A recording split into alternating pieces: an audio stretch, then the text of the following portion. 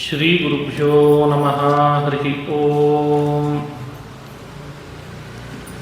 ಶುದ್ಧಾನಂದೋರ್ ಸಂವಿದ್ಯುತಿಬಲಬಹುಲೌದಾರ್ಯ ವೀರ್ಯಾದಿದೇಹಂ ಚಿಂತಾಸಂತಾಪಲೇಪೋದ್ಭವಮೃತಿಮುಖರಾಶೇಷದೋಷಾತಿದೂರಂ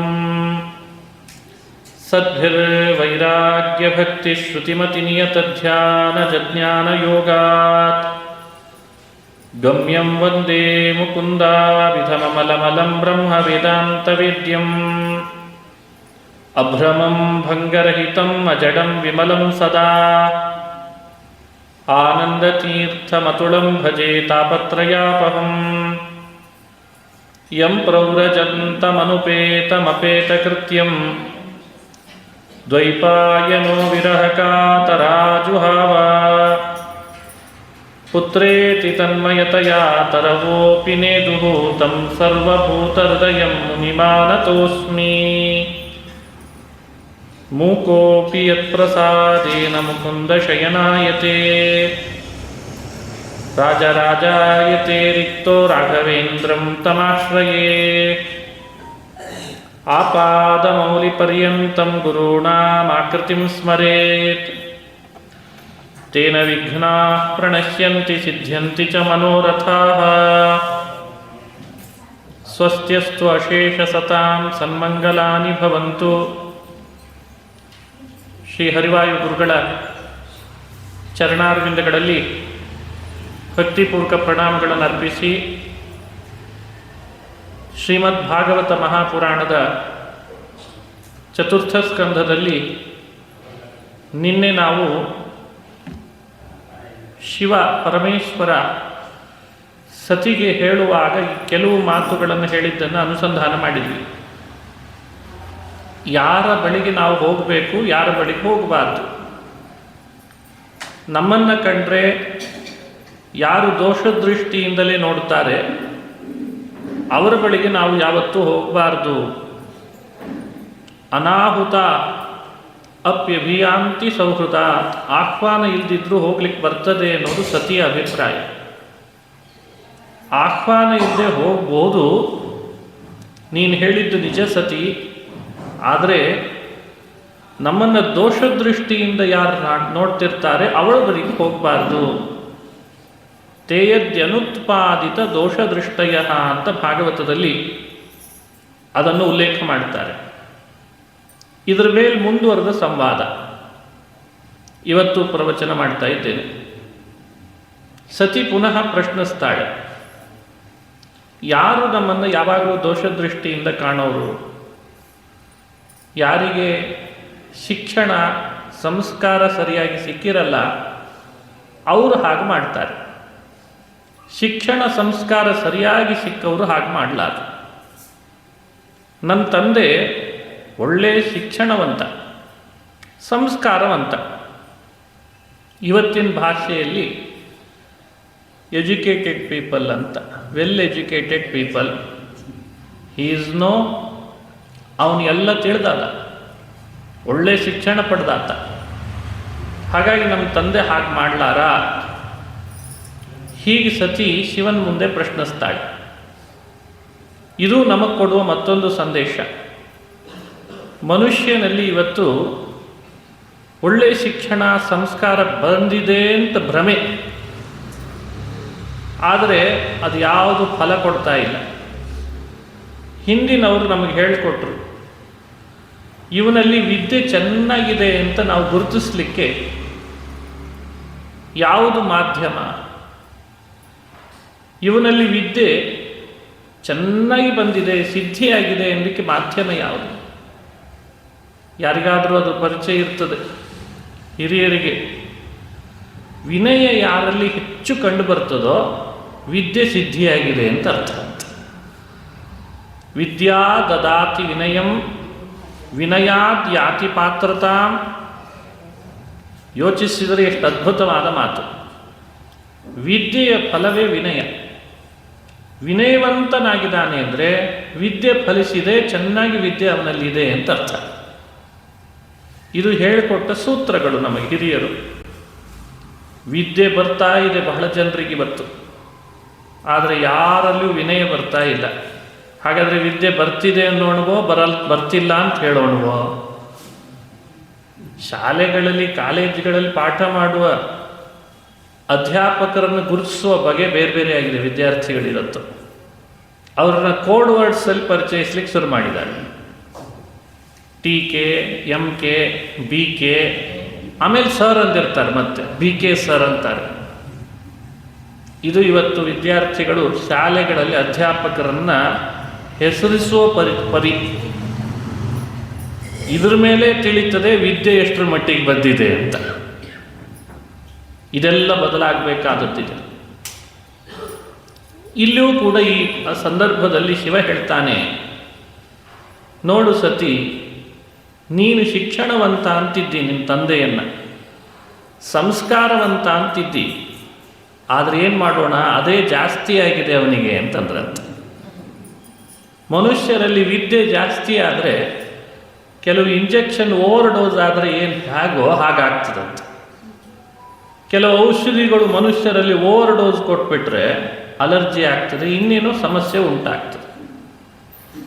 ವಿದ್ಯೆ ಮನುಷ್ಯನಿಗೆ ಒಳ್ಳೆಯದೇ, ಆದರೆ ವಿದ್ಯೆಯ ಜೊತೆಗೆ ಮದ ಸೇರಿಕೊಂಡ್ರೆ ಬಹಳ ಸಮಸ್ಯೆ ಇದೆ ಅಂತಾರೆ.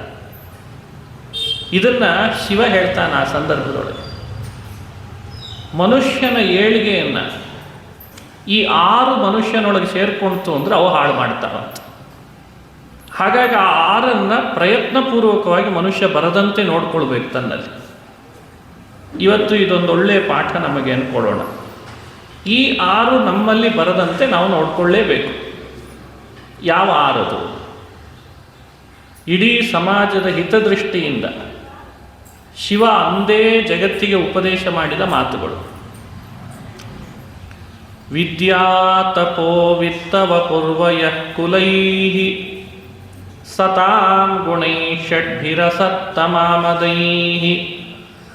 ಸ್ಮೃತೌ ಹತಾಯಾಮಭಿಮಾನ ದುರ್ದಶಾಃ ತ್ಯಕ್ತಾನ ಪಶ್ಯಂತಿ ಹಿ ಧಾಮ ಭೂಯಸಾಂ. ಭಾಗವತ ಶ್ಲೋಕ.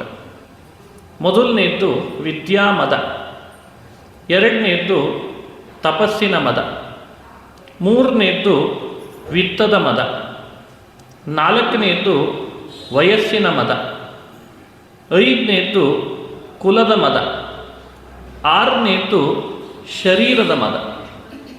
ವಿದ್ಯಾ, ತಪಃ, ವಿತ್ತ, ವಪುಃ, ವಯಃ, ಕುಲೈಹಿ 6 ಹೇಳಿದ್ದಾರೆ. ಈ 6 ಮದ ಮನುಷ್ಯನಲ್ಲಿ ಸೇರಿಕೊಂಡ್ರೆ ಅವನು ಯಾವುದರಲ್ಲೂ ಮುಂದೆ ಬರಲಿಕ್ಕೆ ಸಾಧ್ಯ ಇಲ್ಲ. ಮೇಲಾಗಿ ಹಿರಿಯರನ್ನು, ದೊಡ್ಡವರನ್ನು ವಿರೋಧಿಸೋದರಲ್ಲಿ ಅವನಿಗೆ ಪ್ರೇರಣೆ ಜಾಸ್ತಿ ಆಗ್ತಾ ಇರ್ತದಂತೆ. ಯಾರು ಮದವಂತನಾಗಿರ್ತಾನೆ, ಮಾನವಂತನಾಗ್ತಾನೆ, ಅಹಂಕಾರಿ ಆಗ್ತಾನೆ, ಅವನು ಯಾವತ್ತೂ ಹಿರಿಯರನ್ನು ಗೌರವಿಸಲ್ಲ, ಸ್ವಾರ್ಥ ಮೆರಿತಾನೆ, ಅಹಂಕಾರದಿಂದ ತೃಪ್ತನಾಗ್ತಾನೆ. ಒಂದು ಉದಾಹರಣೆ ಕೊಡ್ತಾರೆ ಹಿರಿಯರು.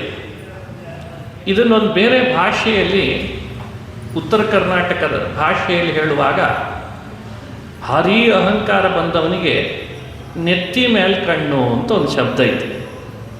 ನಾವು ಉತ್ತರ ಕರ್ನಾಟಕದವರಾದ್ದರಿಂದ ನೆತ್ತಿ ಮೇಲೆ ಕಣ್ಣು ಅಂದರೆ ಕಣ್ಣು ಎಲ್ಲಿದೆ ನಿಮಗೆ ಗೊತ್ತು, ಅವನಿಗೆ ಬಹಳ ಅಹಂಕಾರ ಬಂದಿದೆ ಅಂತ ಹೇಳೋದನ್ನು ಈ ಶಬ್ದದಿಂದ ಹೇಳ್ತಾರೆ. ಮದವಂತನಾಗಿದ್ದಾನೆ ಅನ್ನೋದನ್ನು ಈ ಶಬ್ದದಿಂದ. ಕಣ್ಣು ನೆತ್ತಿ ಮೇಲೆ ಇರ್ತದೆ, ಕೆಳಗಡೆ ಇದ್ದವ್ರು ಯಾರೂ ಅವನಿಗೆ ಕಾಣಿಸ್ತಾನೆ ಇರಲ್ಲ. ಮುಗಿಲತ್ರ ಹೀಗೆ ಕುತ್ತಿಗೆ ಎತ್ತಿ ನೋಡೋದು ಮೇಲೆ ನೋಡ್ತಿರ್ತಾನೆ ಯಾವಾಗಲೂ. ಶಿವ ಹೇಳುವ ಮಾತಿನ ಅಭಿಪ್ರಾಯ, ಈ 6 ಮದಗಳು ಯಾರಲ್ಲಿರ್ತಾವೆ ಅವನಿಗೆ ಶಾಸ್ತ್ರ, ಆಚಾರ, ಹಿರಿಯರು, ಸ್ಮೃತಿ ಪಟ್ಟಣದಲ್ಲಿ ಬರಲ್ಲ. ಅಹಂಕಾರದಿಂದ ಯಾರನ್ನು ಬೇಕಾದರೂ ವಿರೋಧಿಸ್ತಾನೆ, ದೋಷ ಎಣಿಸ್ತಾನೆ, ಅಹಂಕಾರದಿಂದ ಮಾತಾಡ್ತಾನೆ. ಇದು ನಿಮ್ಮ ಅಪ್ಪನಲ್ಲಿ ಈಗಿದೆ, ಅದಕ್ಕೆ ನಾನು ಅಲ್ಲಿಗೆ ಹೋಗೋದು ಬೇಡ ಅಂದೆ ಅಂದ್ರಂತ. ಈ ಒಂದು ಮಾತು ನಮ್ಮ ಬದುಕನ್ನೇ ಬದಲಾಯಿಸಿಬಿಡ್ತದೆ. ಎಷ್ಟು ಅರ್ಥಗರ್ಭಿತವಾದ ಮಾತು, ಇದನ್ನು ಎಲ್ಲರೂ ಅಬ್ಸರ್ವ್ ಮಾಡಬೇಕು. ಮನುಷ್ಯನಿಗೆ ವಿದ್ಯೆ ಅತ್ಯಂತ ಏಳಿಗೆ ತಂದು ಕೊಡ್ತದೆ. ವಿದ್ಯಾ ನಾಮ ನರಸ್ಯ ರೂಪಮಧಿಕಂ. ವಿದ್ಯೆ ಮನುಷ್ಯನಿಗೆ ರೂಪವಂತನಲ್ಲದೆ ಇದ್ರೂ ವಿದ್ಯೆ ಇದ್ದರೆ ಭಾರೀ ಅದ್ಭುತ ಅಂತ ಅವನನ್ನು ಎಲ್ಲರೂ ಶ್ಲಾಘನೆ ಮಾಡೋ ಹಾಗಾಗ್ತದೆ. ವಿದ್ಯೆ ಅವನೊಳಗೆ ಬಂಧು ಜನಗಳು ಇಲ್ಲದೇ ಇದ್ದರೂ ವಿದ್ಯೆ ಇದೆ ಅಂತ ಬಂಧುಗಳು ಬಹಳ ಜನ ಆಗ್ಲಿಕ್ಕೆ ಶುರು ಆಗ್ತಾರೆ. ವಿದ್ಯೆ ಪರದೇಶ ವಿದೇಶಗಳಿಗೂ ಅವನನ್ನು ಕಳಿಸ್ಲಿಕ್ಕೆ ಕಾರಣ ಆಗ್ತದೆ. ವಿದ್ಯಾ ಬಂಧು ಜನೋ ವಿದೇಶ ಗಮನೆ, ವಿದೇಶಕ್ಕೆ ಕಳಿಸ್ಕೊಡ್ತದೆ, ಬಂಧು ಜನಗಳನ್ನು ಮಾಡ್ತದೆ. ಹಾಗಾಗಿ ವಿದ್ಯೆಯಿಂದ ಯಾರನ್ನೆಲ್ಲ ವಶ ಮಾಡಿಕೊಳ್ಳಿಕ್ಕಾಗ್ತದೆ, ಅದು ಶ್ರೇಷ್ಠವೇ. ಅದೇ ವಿದ್ಯೆ ಮದವಾಗಿ ಪರಿಣಮಿಸಿದರೆ ಮನುಷ್ಯನ ಏಳಿಗೆಯನ್ನು ಹಾಳು ಮಾಡ್ತದೆ. ಹಾಗಾಗಿ ವಿದ್ಯಾ ಮದ ಮನುಷ್ಯನಲ್ಲಿ ಬರದಂತೆ ನೋಡಿಕೊಳ್ಬೇಕು. ತಪಸ್ಸಿನ ಮದ, ಮನುಷ್ಯನಲ್ಲಿ ಸಾಕಷ್ಟು ತಪಸ್ಸಿದೆ. ನಾವ್ಯಾರೂ ಏನು ಕಡಿಮೆ ಅಲ್ಲ. ನಮ್ಮಿಂದ ಬೇಕಾದಷ್ಟು ಶ್ರಮ ವಹಿಸಿ ವ್ರತವೋ ಉಪವಾಸವೋ ಆಚರಣೆಯೋ ಅಂತೂ ದೈಹಿಕವಾಗಿ ಶ್ರಮ ವಹಿಸಿ ಏನೆಲ್ಲ ತಪಸ್ಸನ್ನು ನಾವು ಮಾಡ್ತಿದ್ದೇವಷ್ಟೇ, ಕಾಯಕ್ಲೇಶ ರೂಪವಾದದ್ದು. ಆದರೆ ಅದೇ ತಪಸ್ಸು ಮದವಾಗಬಾರ್ದು ಅಂತಾರೆ.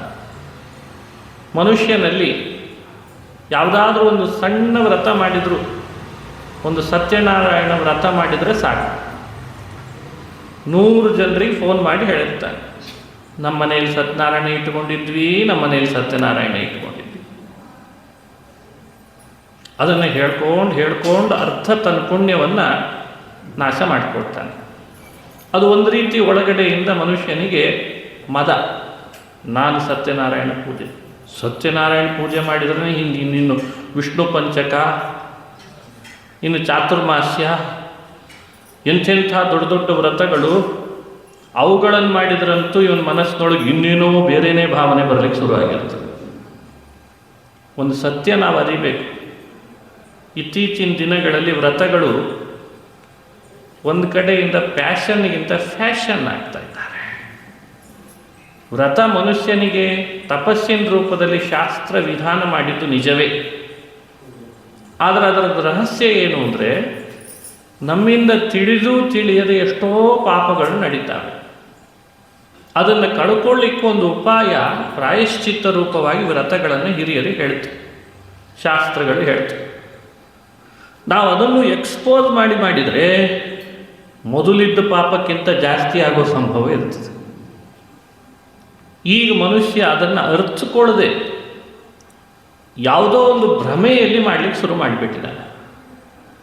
ಋಷಿ ಪಂಚಮಿ, ಧಾರಣೆ ಪಾರಣೆ ಇವೆಲ್ಲ ಒಂದು ಗುಂಪಿಗೆ ಪರಿಚಯ ಇರುವಂಥ ವ್ರತಗಳೇ ನಿಜ. ಆದರೆ ಅದು ಜಗತ್ತಿಗೆ ಬೊಬ್ಬಾಟ್ ಮಾಡುವಂಥ ವ್ರತಗಳಲ್ಲ. ಅವು ಮನುಷ್ಯ ತಾನು ಮಾಡಿದ್ದು ಮತ್ತೊಬ್ಬರಿಗೆ ಪರಿಚಯಿಸಲಿಕ್ಕೂ ಹೋಗಬಾರ್ದು, ಮಾಡಿರಬೇಕಷ್ಟೆ. ಆದರೆ ಇವನಿಗೇನಿಸ್ತದೆ, ಯಾರೂ ಮಾಡದೇ ಇರೋರು ನಮ್ಮ ಏರಿಯಾದಲ್ಲಿ ನಾನೊಬ್ಬನೇ ಮಾಡಿದೆ ಅಂತ ಎಲ್ಲರೂ ನನ್ನ ಹೊಗಳ್ಳಿ ಅಂತ. ಇವೆಲ್ಲ ನಿಮಗೇ ಇರ್ತದೆ, ನನಗೇ ಇರ್ತದೆ ಅನ್ನೋದು ಮಹತ್ವ ಅಲ್ಲ. ಇದನ್ನು ನಾವು ಎಂದು ಬಿಡ್ತೇವೆ ಅಂದು ದೇವರು ನಮ್ಮನ್ನು ಅನುಗ್ರಹಿಸ್ತಾನೆ. ಕೋಟಿ ಪುಷ್ಪಾರ್ಚನೆ, ಸಹಸ್ರ ಶಂಖಾಭಿಷೇಕ, ಸುವರ್ಣ ಕವಚ ಇವುಗಳನ್ನೆಲ್ಲ ಧಾರಣೆ ಮಾಡೋದಕ್ಕಿಂತ ಪ್ರಾಮಾಣಿಕರಾಗಿ ಬದುಕಟ್ಟುಕೊಳ್ಳೋದು ದೊಡ್ಡದಾಗಿದೆ. ಇವತ್ತು ಮನುಷ್ಯನ ದೈವೀ ಆಚರಣೆಗಳು ಮತ್ತೊಬ್ಬರಿಗೆ ಹೆಜಿಟೇಷನ್ ತಂದು ಕೊಡುವಂತಾದರೆ ಅವನ್ಯಾಕೆ ಆಚರಣೆ ಅಂತ ಹೆಸರಿನಿಂದ ಕರಿಬೇಕು? ಕುಟುಂಬದ ಸದಸ್ಯರಿಗಿರ್ಬೋದು, ಸಮಾಜದ ಸದಸ್ಯರಿಗಿರ್ಬೋದು, ಯಾವ ನಮ್ಮ ದೈವದ ಆಚರಣೆಗಳು ಕೂಡ ಅವರಿಗದು ಹಿಂಸೆ ಅಂತನ್ನೋ ಹಾಗಾಗಲಿ, ನಮಗೆ ಅದು ನಮ್ಮ ತನವನ್ನು ಜಗತ್ತಿಗೆ ಪ್ರದರ್ಶಿಸಿಕೊಳ್ಳಿಕ್ಕಾಗಲಿ ಆಗಬಾರ್ದು. ಆಗ ಅದು ಮದದಲ್ಲಿ ಪರಿವಸಾನ ಆಗಿ ಆ ತಪಸ್ಸು ಮನುಷ್ಯನನ್ನು ಕೆಳಗಿಳಿಸುವಂತಾಗ್ತದೆ. ಇದಕ್ಕೆ ಮಹಾಭಾರತದ ಸಾಕಷ್ಟು ಉದಾಹರಣೆಗಳಿದ್ದಾವೆ. ಮಹಾಭಾರತವನ್ನೂ ಶ್ರವಣ ಮಾಡಬೇಕು. ಒಂದೊಂದಕ್ಕೊಂದೊಂದು ಉದಾಹರಣೆಗಳು ಸಿಗ್ತವೆ. ಒಂದೊಂದು ಮದದಿಂದ ಒಬ್ಬೊಬ್ಬ ವ್ಯಕ್ತಿ ಕೆಟ್ಟ ಅನ್ಲಿಕ್ಕೆ ಉದಾಹರಣೆ ಇರ್ತದೆ. ವಿದ್ಯಾಮದದಿಂದ ಕೆಟ್ಟದ್ದಕ್ಕೆ ಉದಾಹರಣೆ ಯಾರು? ತಪಸ್ಸಿನ ಮದದಿಂದ ಕೆಟ್ಟದ್ದಕ್ಕೆ ಉದಾಹರಣೆ ಯಾರು?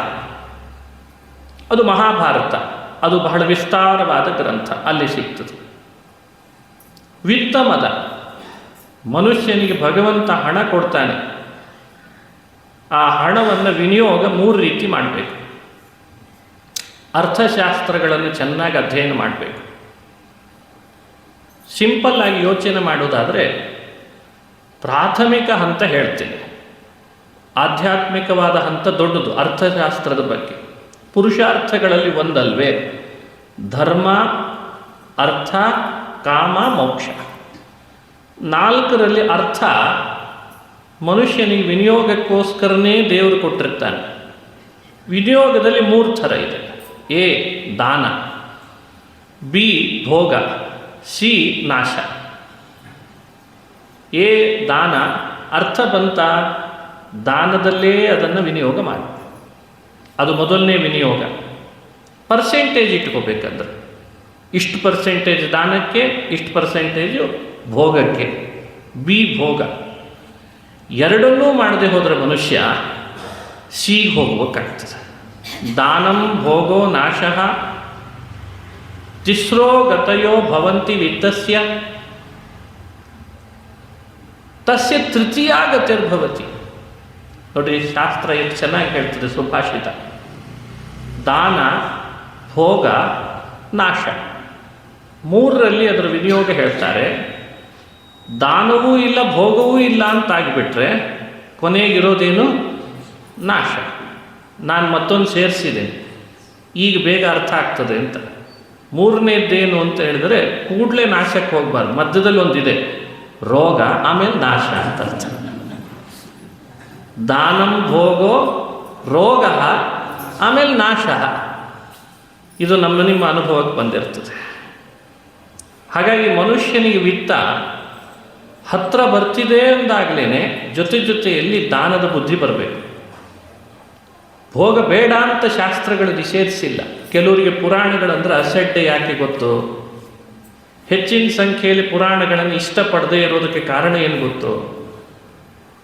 ಇವ್ರದ್ದೇನೋ ಪುರಾಣ ಹೇಳ್ತಾರೆ, ಆದರೆ ಅದನ್ನು ತಿನ್ನಬೇಡ, ಇದನ್ನು ತಿನ್ನಬೇಡ, ಅಲ್ಲಿ ಹೋಗಬೇಡ, ಇಲ್ಲಿ ಹೋಗಬೇಡ, ಅದನ್ನು ಕೇಳಬೇಡ, ಇದನ್ನು ನೋಡಬೇಡ, ಹೀಗೆ ಈ ಬೇಡಗಳನ್ನೇ ಒಂದು ಪಟ್ಟಿ ಮಾಡಿ ಹೇಳಿಬಿಡ್ತಾರೆ ಪುರಾಣದ ಆಚಾರ್ಯರು. ಆ ಪುರಾಣಗಳನ್ನು ಹೇಳೋದ್ರ ನೆಪ ಮಾಡಿ ನಾವು ಅನುಭವಿಸುವ ಇವತ್ತಿನ ಜೀವನವನ್ನು ಈ ಪುರಾಣಗಳು ಕಸಗೊಳ್ತಾವೆ ಅಂತ ಪುರಾಣಗಳ ಮೇಲೆ ಹಣೆಪಟ್ಟಿ ಕಟ್ಟಿದ್ದಾರೆ. ಅಂದರೆ ಧರ್ಮದ ಆಚರಣೆಯ ಹೆಸರಿನಲ್ಲಿ ವ್ಯಕ್ತಿ ಅನುಭವಿಸಲೇಬೇಕಾದ ಭೋಗ ಜೀವನವನ್ನು ಇದು ಕಸಗೊಳ್ತದೆ ಅಂತ ಒಂದು ದೊಡ್ಡ ವಾದ. ಅದಕ್ಕೆ ಲೋಕಾಯತವಾದ ಅಂತ ಹೆಸರು. ಕಮ್ಯುನಿಸಮ್ ಅನ್ನೋ ಹೆಸರಿನಲ್ಲೂ ಅದರದ್ದೇ ಪ್ರತಿಬಿಂಬ ಜಗತ್ತನ್ನು ಆಶ್ರಯಿಸುವಂತಾಗಿದೆ ಕೆಲವು ಕಡೆ. ಕಮ್ಯುನಿಸ್ಟ್ ಅಂತ ವ್ಯವಸ್ಥೆಗಳು, ಆ ಪುಸ್ತಕಗಳನ್ನು ನಾವು ಓದಿದಾಗ ಗೊತ್ತಾಗ್ತದೆ. ವೇದಗಳು, ಸ್ಮೃತಿ ಗ್ರಂಥ ಮನುಷ್ಯರಿಗೆ ಹಿತಮಿತ ಭೋಗವನ್ನು ಸ್ವತಃ ಹೇಳ್ತದೆ. ಅದಕ್ಕಿಂತ ಮೀರಿ ನಿನ್ನನ್ನು ರೋಗಿಯನ್ನು ಮಾಡಿಕೊಳ್ಬೇಡ ಅನ್ನೋ ಕಳಕಳಿ ಆ ಆಚರಣೆಗಳಿವೆ. ಆದರೆ ಅದನ್ನು ವಿಪರೀತವಾಗಿ ಅರ್ಥೈಸಿ ಅದ್ರ ಬಗ್ಗೆನೇ ದೊಡ್ಡ ದೊಡ್ಡ ಪುಸ್ತಕಗಳನ್ನು ರಚನೆ ಮಾಡಿ ದೊಡ್ಡ ವಿಶ್ವವಿದ್ಯಾನಿಲಯಗಳಲ್ಲಿ ಅದನ್ನು ಉದ್ಘಾಟನೆ ಮಾಡ್ತಾರೆ. ಏನು ಅಂದರೆ ನಿಮ್ಮದು ಮನುವಾದ, ನಿಮ್ಮದು ಧರ್ಮದವಾದ, ಆಚರಣೀಯವಾದ ಅಂತ ಅದಕ್ಕೊಂದು ಹೆಸರು ಕಟ್ಟಿ ಒಟ್ಟು ಅದರಿಂದ ಮನುಷ್ಯರನ್ನು ಬೇರ್ಪಡಿಸಬೇಕು ಅಂತ ಹಾವಳಿ. ವಾಸ್ತವಿಕವಾಗಿ ನಾವು ಭಾಗವತ ಶಾಸ್ತ್ರವನ್ನು, ಪುರಾಣವನ್ನು ಕೂಲಂಕುಷವಾಗಿ ಅಧ್ಯಯನ ಮಾಡಿದರೆ ಇಲ್ಲಿ ಹೇಳಿರುವಷ್ಟು ಅಪೂರ್ವವಾದ ಭೋಗದ ಜೀವನ ಎಲ್ಲೂ ನಿಮಗೆ ಸಿಗಲಿಕ್ಕೆ ಸಾಧ್ಯ ಇಲ್ಲ. ಇಲ್ಲಿ ಹೇಳುವ ಭೋಗ ನಿಷಿದ್ಧ ಬಿಡು ಅಂತನ್ನೋ ಅಭಿಪ್ರಾಯದಲ್ಲಿ ಭೋಗ, ಅದೇ ವೈರಾಗ್ಯ. ನಿನಗಿದು ಹಿತ ಅಲ್ಲ, ಅದನ್ನು ಬಿಡು ಅಂತ ಹೇಳ್ತದೆ. ಹಾಗಾಗಿ ವಿತ್ತ ಮನುಷ್ಯ ಸಂಪಾದಿಸೋದು ತಪ್ಪಲ್ಲ, ಆ ವಿತ್ತದ ಭೋಗವನ್ನು ಮಾಡೋದು ತಪ್ಪಲ್ಲ. ಆ ವಿತ್ತವನ್ನು ಮದವಾಗಿ ಪರಿಣಮಿಸ್ಕೊಂಡು ನಾನು ಶ್ರೀಮಂತ ಅಂತ ನೆತ್ತಿ ಮೇಲೆ ಕಣ್ಣು ಮಾಡಿಕೊಳ್ಳೋದಿದೆ ಅಲ್ಲ, ಅದು ತಪ್ಪು ಅಂತ ಶಾಸ್ತ್ರ ನಿಷೇಧ ಮಾಡ್ತದೆ. ಇದನ್ನು ನಾವು ಕಲ್ತ್ರೆ ಸಾಕು. ಮ್ಯಾನೇಜಬಲ್ ಅಂತ ಇವತ್ತು ಕರಿತೀವಲ್ಲ, ಮ್ಯಾನೇಜಬಲ್. ಒಬ್ಬ ವಿವೇಕಿಯಾದ ಪುರುಷನಿಗೆ ಇದು ಚೆನ್ನಾಗಿ ಮ್ಯಾನೇಜ್ ಮಾಡಲಿಕ್ಕೆ ಅವಕಾಶ ಇದೆ. ಇದೇನು ಬಹಳ ಕಠಿಣದ ಸಂದೇಶ ಅಲ್ಲ ನಮಗೆ. ಮತ್ತೊಂದು ವಪುಹು ವಯಃ ಕುಲೈಹಿ, ಮೂರನ್ನು ಹೇಳಿದೆ. ಇನ್ನು ಮೂರು, ಮನುಷ್ಯರಿಗೆ ಶರೀರದ ಮದ ಬರ್ತದೆ. ಶರೀರದ ಮದ ಬಹಳ ಬಹಳ ಕೆಟ್ಟ. ನಾನೇ ಸುಂದರ ಅಂತ. ಆ ಸೌಂದರ್ಯ ದೇಹದೊಳಗೆ ಎಷ್ಟಿರ್ತದೋ ಬಿಡ್ತದೋ, ಅದು ಕಡಿಮೆ ಆದಾಗ ಮತ್ತೆ ಅದನ್ನು ಮುಚ್ಚಿಟ್ಟುಕೊಳ್ಳಿಕ್ಕೆ ಪ್ರಯತ್ನ ಪಡ್ತಾನೆ. ಅದು ಬರಬಾರ್ದು ಮನುಷ್ಯನಿಗೆ. ಈಗೆಲ್ಲ ಹಾಸ್ಯಕ್ಕೆ ಹೇಳ್ತೇನೆ, ತಪ್ಪು ತಿಳಿಬಾರ್ದು ಯಾರು. ಮೊದಲೆಲ್ಲ ಕಪ್ಪು ಕೂದಲಿರ್ತಿತ್ತು, ಆಮೇಲೆ ಅದು ಬರ್ತಾ ಬರ್ತಾ ಬೆಳ್ಳಗಾಗ್ತಾ ಇದೆ. ಎಲ್ಲರದ್ದು ಆಗೋದೇ ಒಂದಲ್ಲ ಒಂದು ದಿವಸ, ಅಥವಾ ಉದುರೇ ಹೋಗ್ತಾರೋ ಏನೋ. ಈಗ ಅದನ್ನು ಕೆಂಪು ಮಾಡಲಿಕ್ಕೆ ಶುರು ಮಾಡಿದೆ. ಅರೆ, ಕಪ್ಪು ಹೋಯಿತು, ಬೆಳಗು ಹೋಯಿತು, ಈಗ ಕೆಂಪಾಗ್ಲಿಕ್ಕೆ ಶುರು ಆಯಿತು. ಇದಕ್ಕಿಂತ ಮೌಢ್ಯ ಯಾವುದಿದೆ? ಹಚ್ಚವನಿಗೆ ಗೊತ್ತು, ಹಚ್ಚಿಸ್ಕೊಳ್ಳೋವನಿಗೂ ಗೊತ್ತು ನನ್ನ ಕೂದಲು ಬೆಳ್ಳಗಾಗಿದೆ ಅಂತ. ಅವನಿಗೂ ಗೊತ್ತು, ಇವನಿಗೂ ಗೊತ್ತು. ಇನ್ನು ಉಳಿದವ್ರು ನೋಡೋದವ್ರಿಗೆ ಗೊತ್ತಾಗಲ್ವೇ? ಆದರೂ ನಾನು ಅದಲ್ಲ ಅಂತ ತೋರಿಸ್ಕೊಡ್ಬೇಕಾಗಿದೆ. ಇದೇ ನಮ್ಮ ಪರಿಸ್ಥಿತಿ. ಇದೇ ನಮ್ಮ ಪರಿಸ್ಥಿತಿ. ಯಾರನ್ನೂ ದೂರೋ ಉದ್ದೇಶ ಪುರಾಣಗಳಿಗಿರಲ್ಲ.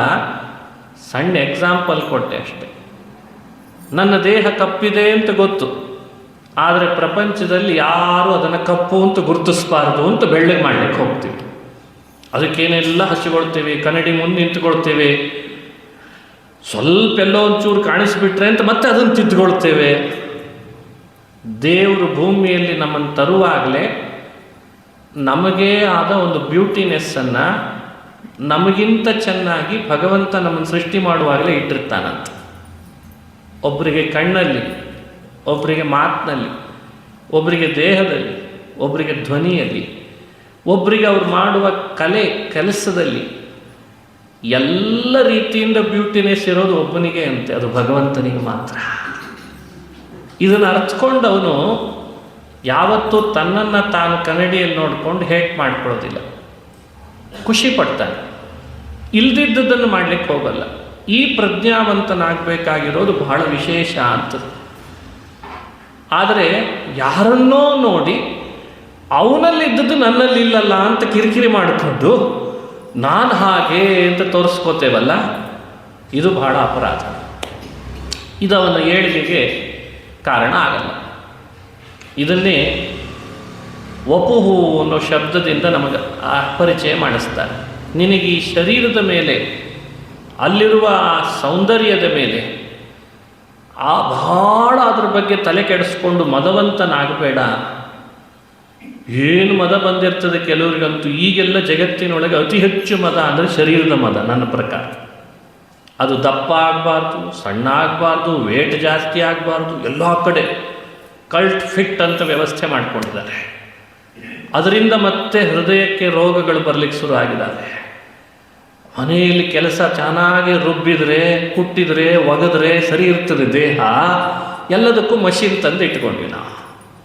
ರುಬ್ಲಿಕ್ಕೆ ಮಷೀನ್ ಬೇರೆ, ಒಗಿಲಿಕ್ಕೆ ಮಷೀನ್ ಬೇರೆ, ಬಟ್ಟೆ ತೊಳಿಲಿಕ್ಕೆ ಮಷೀನ್ ಬೇರೆ, ಈ ಇತ್ತೀಚೆಗೊಂದು ಪಾತ್ರೆ ತೊಳಿಲಿಕ್ಕೆ ಬೇರೆ ಬಂದಿದೆ. ಆದ್ದರಿಂದ ಮನುಷ್ಯನಿಗೆ ಸಹಜವಾಗಿ ದೇಹವನ್ನು ಎಷ್ಟು ಚೆನ್ನಾಗಿ ಇಟ್ಕೊಳ್ಳಿಕ್ಕೆ ನಮ್ಮ ಪದ್ಧತಿಯಲ್ಲಿ ಬಂದಿದೆ. ಅದನ್ನು ವಿಕೃತಗೊಳಿಸ್ಕೊಂಡು ಆ ವಿಕೃತ ದೇಹವನ್ನು ಕನ್ನಡಿಯಲ್ಲಿ ನೋಡಿ ಬಲವಂತದಿಂದ, ಅದು ಬೆಂಡ್ ಆಗಲ್ಲ, ಇವನು ಬೆಂಡ್ ಮಾಡ್ತಾನಲ್ಲಿ ಹೋಗಿ. ಅದು ಬೆಂಡ್ ಆಗಲಾರ್ದು ಅಂತ ಅದು ಕೂತಿರ್ತದೆ. ಇಲ್ಲ, ನಾನು ಅದನ್ನು ಬೆಂಡ್ ಮಾಡ್ತೇನೆ ಅಂತ ನಮ್ಮನ್ನು ನಾವು ಮಾಡ್ಕೊಳ್ತೇವೆ. ಹೀಗೆಲ್ಲ ದೇಹದ ಬಗ್ಗೆ ಕಾನ್ಸಂಟ್ರೇಷನ್ ಇಟ್ಕೊಂಡ್ರೆ ನಾವು ಎಂದು ಏಳಿಗೆ ಆಗಬೇಕು? ಯೋಚಿಸಬೇಕಾದದ್ದಿದೆ. ಇದು ವಪುರ್ ಮದೈಹಿ, ವಪುಹು ಅನ್ನೋದರಿಂದ ತಿಳಿಸ್ತಾರೆ ನಮಗೆ. ವಯಃ ಕುಲೈಹಿ, ಇನ್ನೆರಡಿದೆ. ವಯಸ್ಸಿನ ಮದ ಮನುಷ್ಯನನ್ನು ಹಾಳು ಮಾಡ್ತಾರೆ. ಇದರ ಬಗ್ಗೆ ಇವತ್ತು ಎಲ್ಲ ಸ್ಟೂಡೆಂಟ್ಸು ಗಮನ ಹರಿಸಬೇಕಾದದ್ದಿದೆ. ಅವರ ವಯಸ್ಸಿಗೆ ಮೀರಿ ಅವರ ಮಾತು, ಅವರ ಬಿಹೇವಿಯರ್ಗಳನ್ನು ನೋಡ್ತೇವಲ್ಲ, ಅದು ವಯಸ್ಸಿನ ಮದ ಮಾಡಿಸ್ತಾ ಇರೋದು. ಅದಕ್ಕೆ ತಕ್ಕಂತೆ ಪ್ಯಾಕೆಟ್ ಮನಿಗಳು ಸಿಗ್ಲಿಕ್ಕೆ ಶುರು ಆಗಿದ್ದಾವೆ. ಅದು ಏನು ಪ್ಯಾಕೆಟ್ ಮನಿ ಅಂತೂ ದಪ್ಪ ಇರ್ತದೆ. ಈಗ ಅದೂ ಬೇಕಾಗಿಲ್ಲ, ಈಗೆಲ್ಲ ಮೊಬೈಲ್ ಮನಿ. ಹೀಗಾಗಿ ಪ್ಯಾಕೆಟ್ ಮನಿ ಅನ್ನೋ ಶಬ್ದ ಇನ್ನು ಸ್ವಲ್ಪ ದಿವಸಕ್ಕೆ ನಿಮಗೆ ಮರ್ತು ಹೋಗ್ತದೆ. ಯಾಕಂದರೆ ಎಲ್ಲ ಆನ್ಲೈನ್ ಪೇಮೆಂಟ್. ಮನುಷ್ಯನಿಗೆ ವಯಸ್ಸಿನ ವಿಪರೀತ ಮದ ಅವನನ್ನು ನಾಶ ಮಾಡ್ತದೆ. ಅದರ ಇತಿಮಿತಿಯನ್ನು ಅವನು ಅರಿತುಕೊಳ್ಳಿಲ್ಲ ಅಂದರೆ ಅವನ ನಾಶ ಆಗೇ ಆಗ್ತಾನೆ.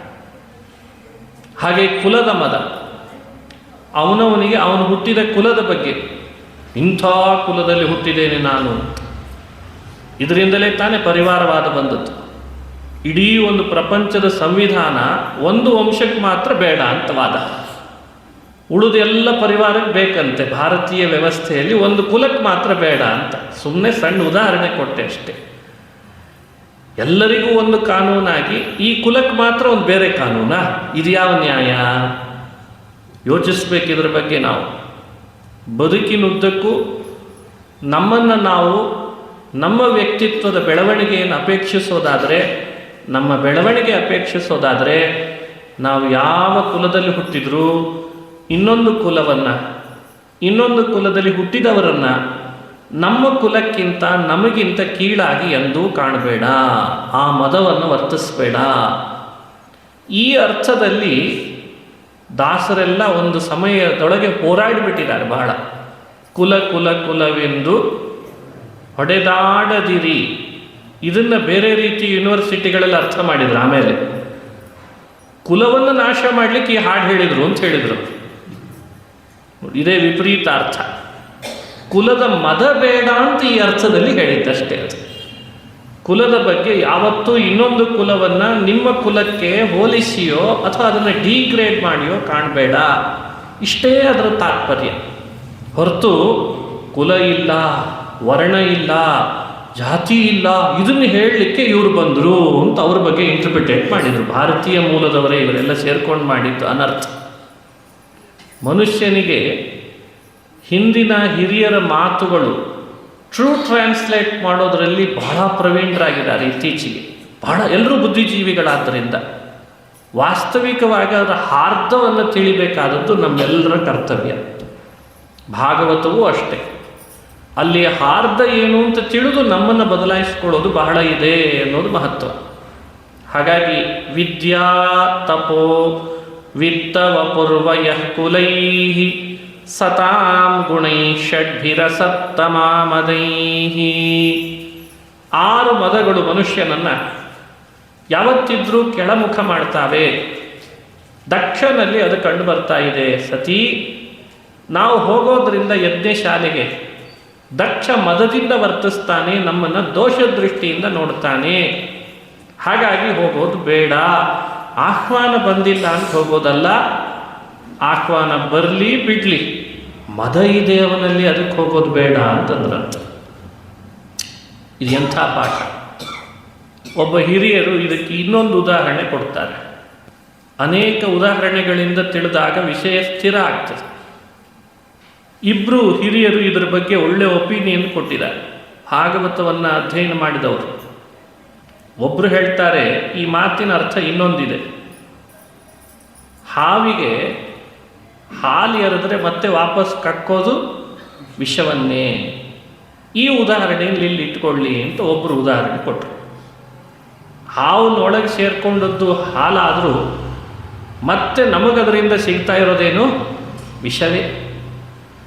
ಹಾಗಾಗಿ ಮನುಷ್ಯನಲ್ಲಿ ವಿದ್ಯೆ ಹಾಲಿದ್ದ ಹಾಗೆ, ತಪಸ್ಸು ಇವೆಲ್ಲ ಹಾಲಿದ್ದ ಹಾಗೆ. ಒಳಗೆ ಸೇರಿಕೊಂಡು ಅದನ್ನು ಮತ್ತೆ ಸಮಾಜಕ್ಕೆ ಕೊಡುವಾಗ ವಿಷದಂತೆ ಕೊಡುವ ಹಾಗೆ ಆಗಬಾರ್ದು. ಈ ರೀತಿ ಒಬ್ಬರು ಎಕ್ಸಾಂಪಲ್ ಕೊಟ್ಟಿದ್ದಾರೆ ಇದರ ಬಗ್ಗೆ. ಇನ್ನೊಬ್ಬ ಹಿರಿಯರು ಇನ್ನೊಂದು ಎಕ್ಸಾಂಪಲ್ ಕೊಡ್ತಾರೆ, ಅದು ಚೆನ್ನಾಗಿದೆ. ಗಜಲಕ್ಷ್ಮಿ ಅಂತ ಕೇಳ್ತೀವಿ. ಆನೆ, ಮೈಸೂರಿನಲ್ಲಿದ್ದವರಿಗೆ ಆನೆ ಪರಿಚಯ ಮಾಡಬೇಕೇ? ಅದು ಬಹಳ ಶುಭ. ಅದನ್ನು ಗಜಲಕ್ಷ್ಮಿ ಅಂತ ಹಿರಿಯರು ಕೊಂಡಾಡ್ತಾರೆ. ನಾವು ರಸ್ತೆಯಲ್ಲಿ ಹೋಗುವಾಗ ಎದುರುಗಡೆಗೆ ಆನೆ ಬಂದರೆ ಗಜಲಕ್ಷ್ಮಿ ಬಂತು ಅಂತ ಅರ್ಥ, ಶುಭ.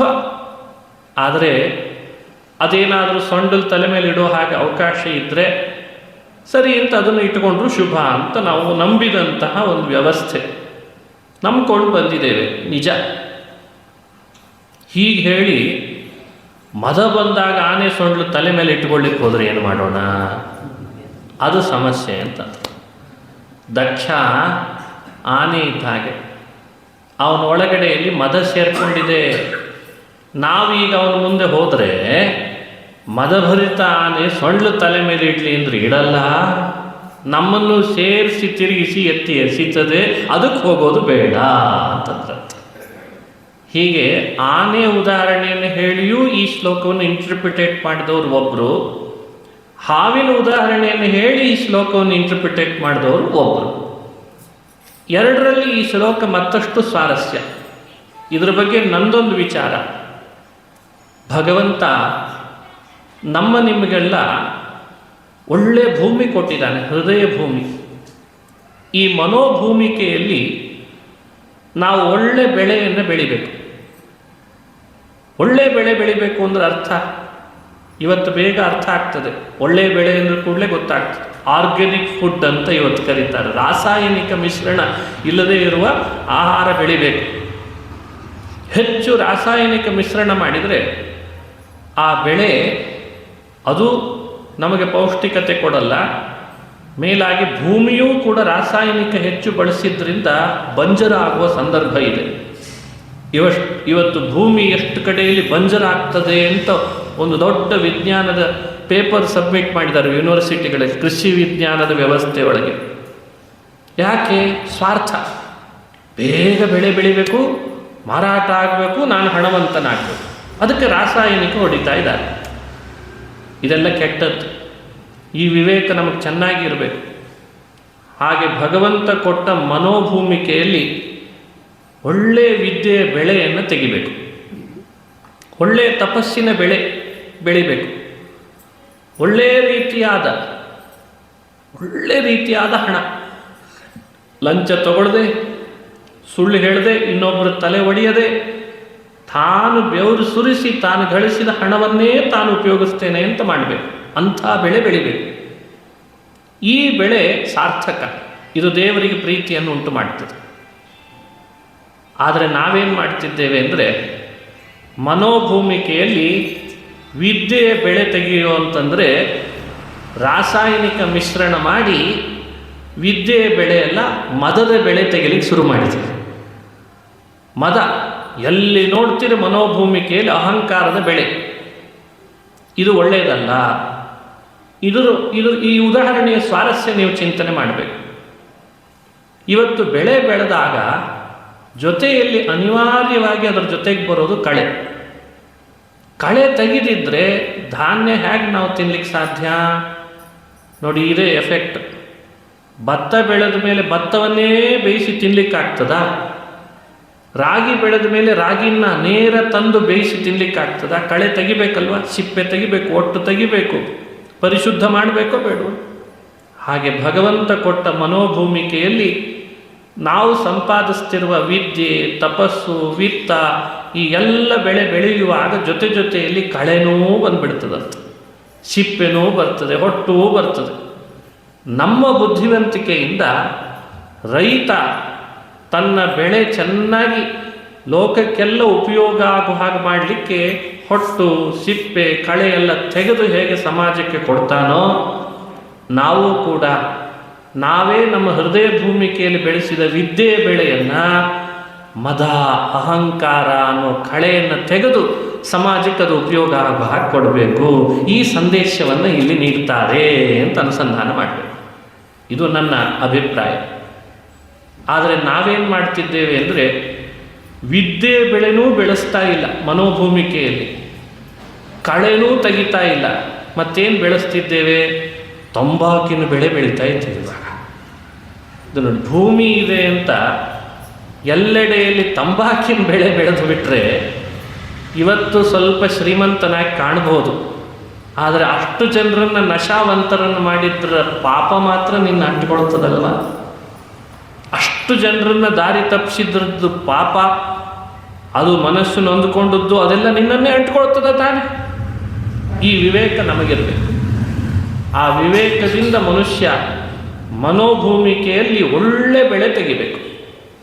ಕಳೆ ತೆಗೆದು ಪರಿಶುದ್ಧವಾದ ವಿದ್ಯೆ, ಪರಿಶುದ್ಧವಾದ ಸಂಪತ್ತು, ಈ ಬೆಳೆಯನ್ನು ಬೆಳೆಸ್ಕೊಳ್ಳಿ ಅನ್ನೋ ಕಳಕಳಿ ಶಿವನಿಗೆ ಈ ಮಾತಿನಲ್ಲಿದೆ ಅಂತ. ವಿದ್ಯಾ ತಪೋ ವಿತ್ತವ ಪೂರ್ವಯಃ ಕುಲೈಃ ಸತಾಂ ಗುಣೈಃ ಷಡ್ಭಿರಸತ್ತಮಾಮದೈಃ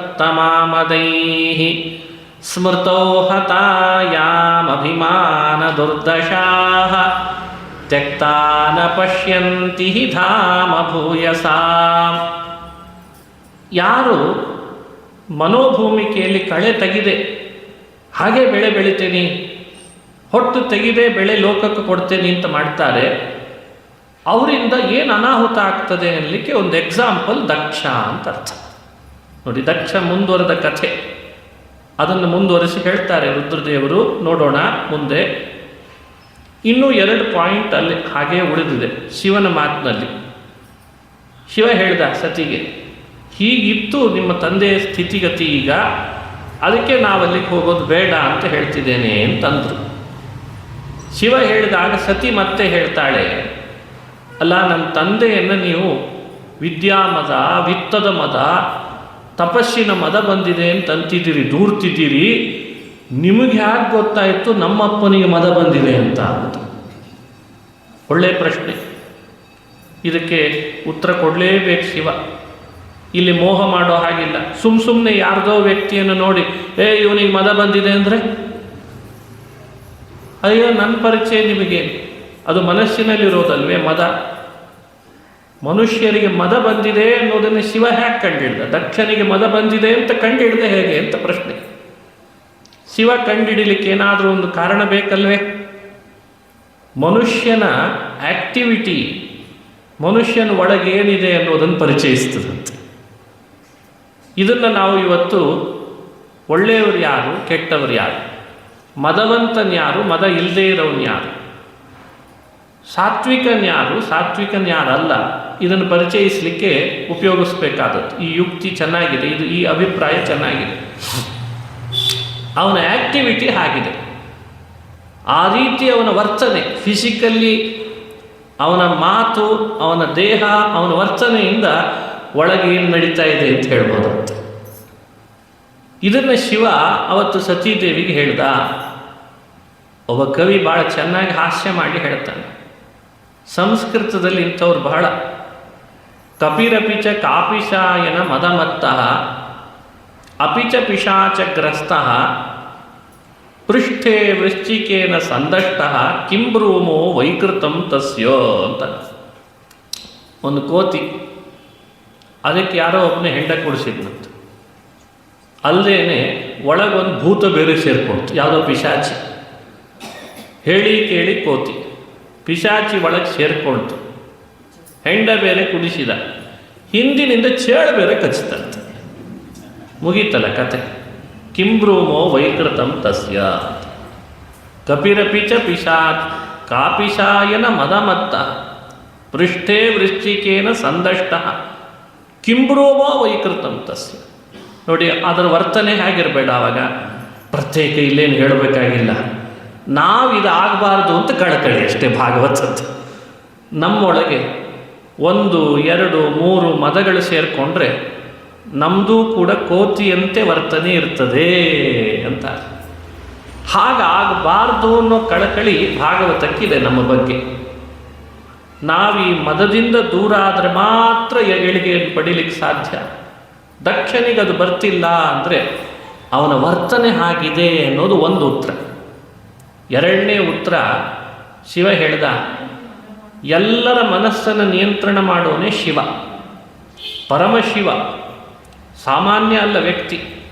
ನಿಮ್ಮ ಮನಸ್ಸು ಏನು ಆಲೋಚನೆ ಮಾಡಬೇಕು, ಏನು ಆಲೋಚನೆ ಮಾಡಬಾರ್ದು, ಯಾವುದನ್ನು ಗ್ರಹಿಸಬೇಕು, ಯಾವುದನ್ನು ಗ್ರಹಿಸಬಾರ್ದು, ಇದನ್ನೆಲ್ಲ ನೋಡೋನು ಪರಮಶಿವ.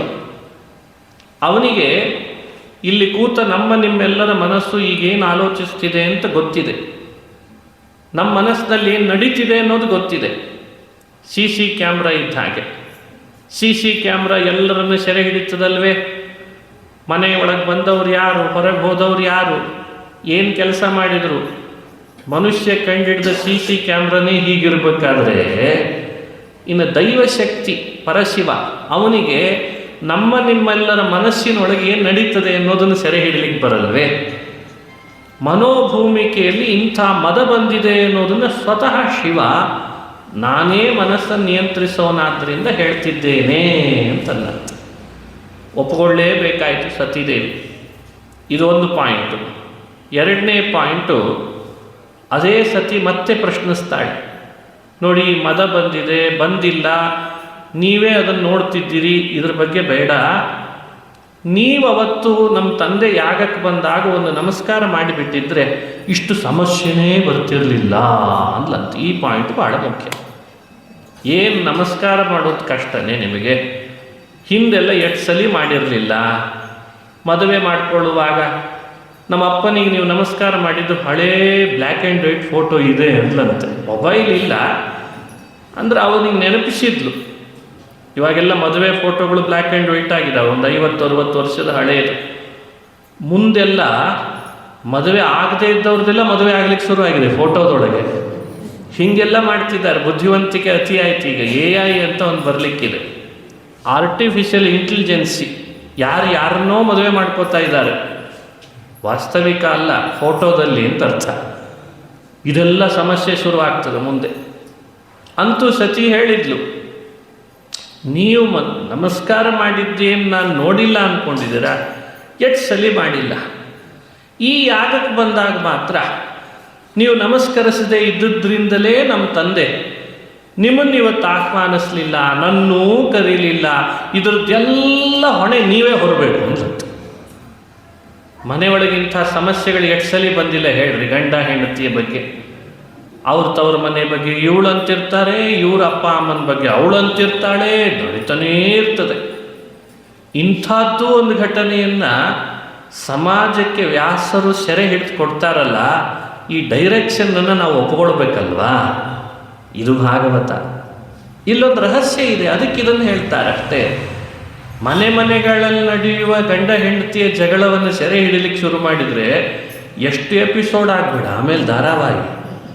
ಅದನ್ನು ಮಾಡಲಿಕ್ಕೆ ವೇದವ್ಯಾಸರು ಬೇಕಾ? ಅಷ್ಟಕ್ಕೆ ಸೀಮಿತಗೊಳಿಸಬಾರ್ದು ಭಾಗವತ ಚಿಂತನೆ ಮಾಡುವವರು. ಅದರ ಉದ್ದೇಶ ಬೇರೆ ಇದೆ ಅಂತ ಅರ್ಥ. ಉದ್ದೇಶ ಬೇರೆ. ಇದನ್ನು ಹೇಳಬೇಕಾದದ್ದು ಇಷ್ಟೆಲ್ಲ ಹಿಂದೆ ಮಾಡಿದ್ದು ಕೇವಲ ಮೆಟ್ಲುಗಳು. ಮುಖ್ಯ ವಿಷಯ ಇಲ್ಲಿ ಬಂತಂತ. ನಮಸ್ಕಾರ ಯಾಕೆ ಮಾಡಲಿಲ್ಲ? ಎದ್ಯಾಕೆ ನಿಲ್ಲಿಲ್ಲ? ಹಿಂದೆಲ್ಲ ಮಾಡಿದ್ರೆಲ್ಲ ಈಗ ಯಾಕೆ ಮಾಡಲಿಲ್ಲ? ಈ ಪ್ರಶ್ನೆಗೆ ಶಿವ ಕೊಡೋ ಉತ್ತರ ರೋಮಾಂಚನ ಆಗ್ತದೆ.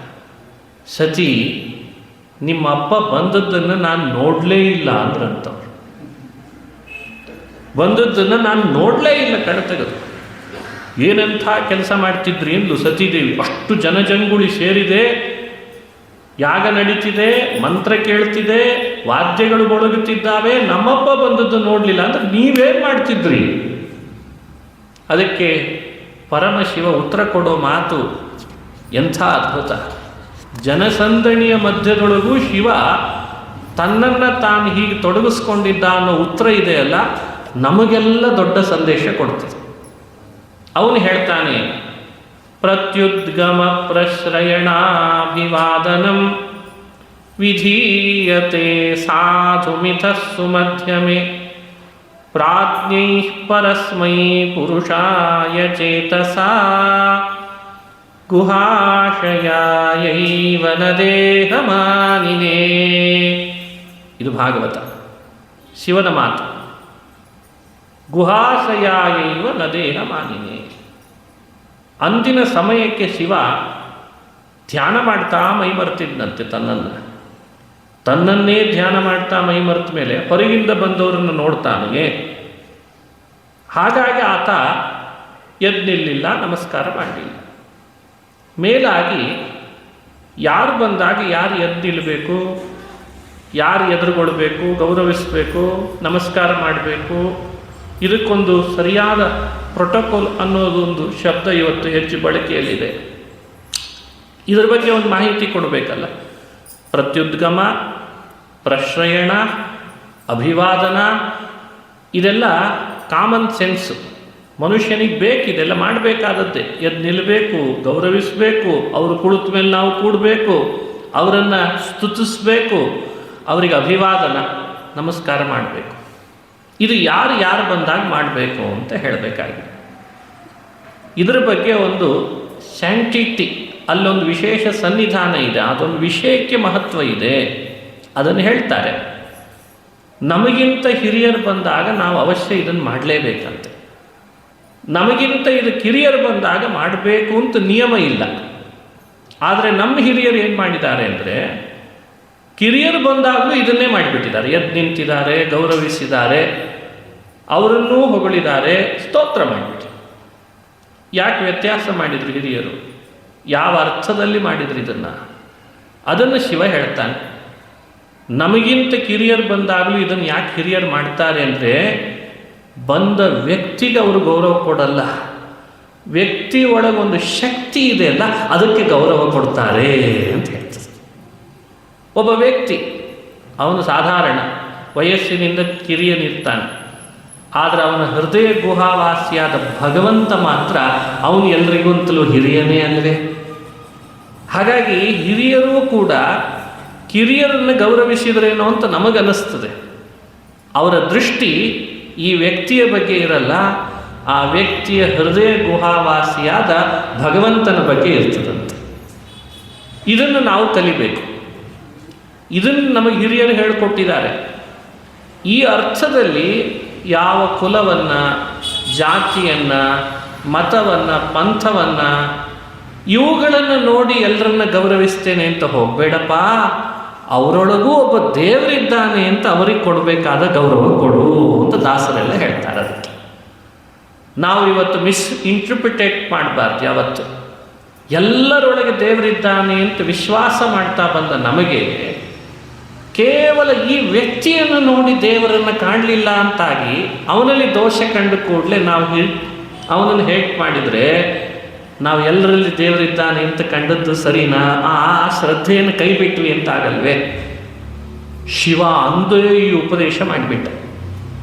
ನಿಮ್ಮ ತಂದೆ ಬಂದದ್ದನ್ನು ನಾನು ನೋಡಲಿಲ್ಲ, ಒಂದು ವೇಳೆ ನೋಡಿದರೂ ಪ್ರತಿ ಬಾರಿ ಮಾಡಿದ ನಮಸ್ಕಾರ ಏನಿದೆ ಅಲ್ಲ, ಅದು ಅವನಿಗಂತೂ ಅಲ್ಲ, ಅವನ ಹೃದಯ ಗುಹಾವಾಸಿಯಾದ ಭಗವಂತನಿಗೆ ಮಾಡ್ತಿದ್ದೆ.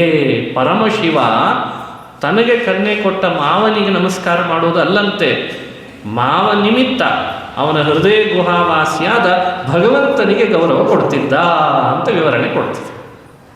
ಹಾಗಾಗಿ ನಾನು ಅವತ್ತು ಧ್ಯಾನ ಮಾಡ್ತಾ ಇದ್ದದ್ದು ಭಗವಂತನನ್ನೇ. ಧ್ಯಾನ ಮಾಡ್ತಾ ಮೈಮರ್ತದ್ರಿಂದ ನಿನ್ನಪ್ಪ ಬಂದದ್ದು ನೋಡಲಿಲ್ಲ, ನಾನು ಅವನಿಗೆ ಗೌರವ ಕೊಡಲಿಲ್ಲ ಅಂತ ನನ್ನನ್ನು ದೂರಬೇಡ ಅಂತ ಉತ್ತರ ಕೊಟ್ಟರು.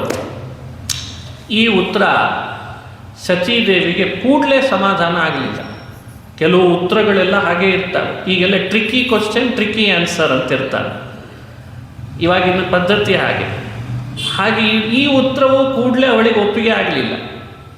ಅವಳಂತಾಳೆ, ಅಲ್ಲ ನಾನು ಪ್ರಶ್ನೆ ಮಾಡಿದ್ದು ಅದನ್ನೇ ಅಂದ್ಲಂತ, ನೀವೇ ನಮ್ಮ ತಂದೆಗೆ ಗೌರವ ಕೊಡಲಿಲ್ಲ ಯಾಕೆ ಅಂತ ನಾನು ಕೇಳಲಿಲ್ಲ.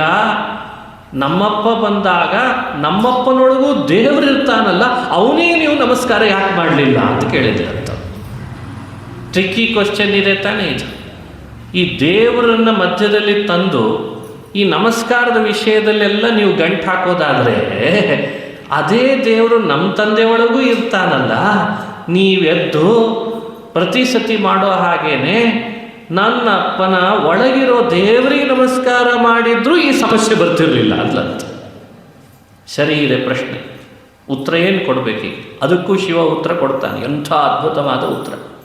ಅವತ್ತಿನ ಸ್ಥಿತಿಯಲ್ಲಿ ನಾನು ಮಾಡ್ತಿದ್ದದ್ದು ಇಷ್ಟು ಅಂತ ಸತ್ಯ ಬಿಚ್ಚಿಟ್ರಂತೆ ರುದ್ರದೇವರು. ನಿನ್ನ ತಂದೆಯಲ್ಲಿ ದೇವರಿಲ್ಲ ಅಂತ ಭಾವಿಸ್ಬೇಡ, ಎಲ್ಲೆಡೆ ಭಗವಂತ ಇದ್ದಾನೆ.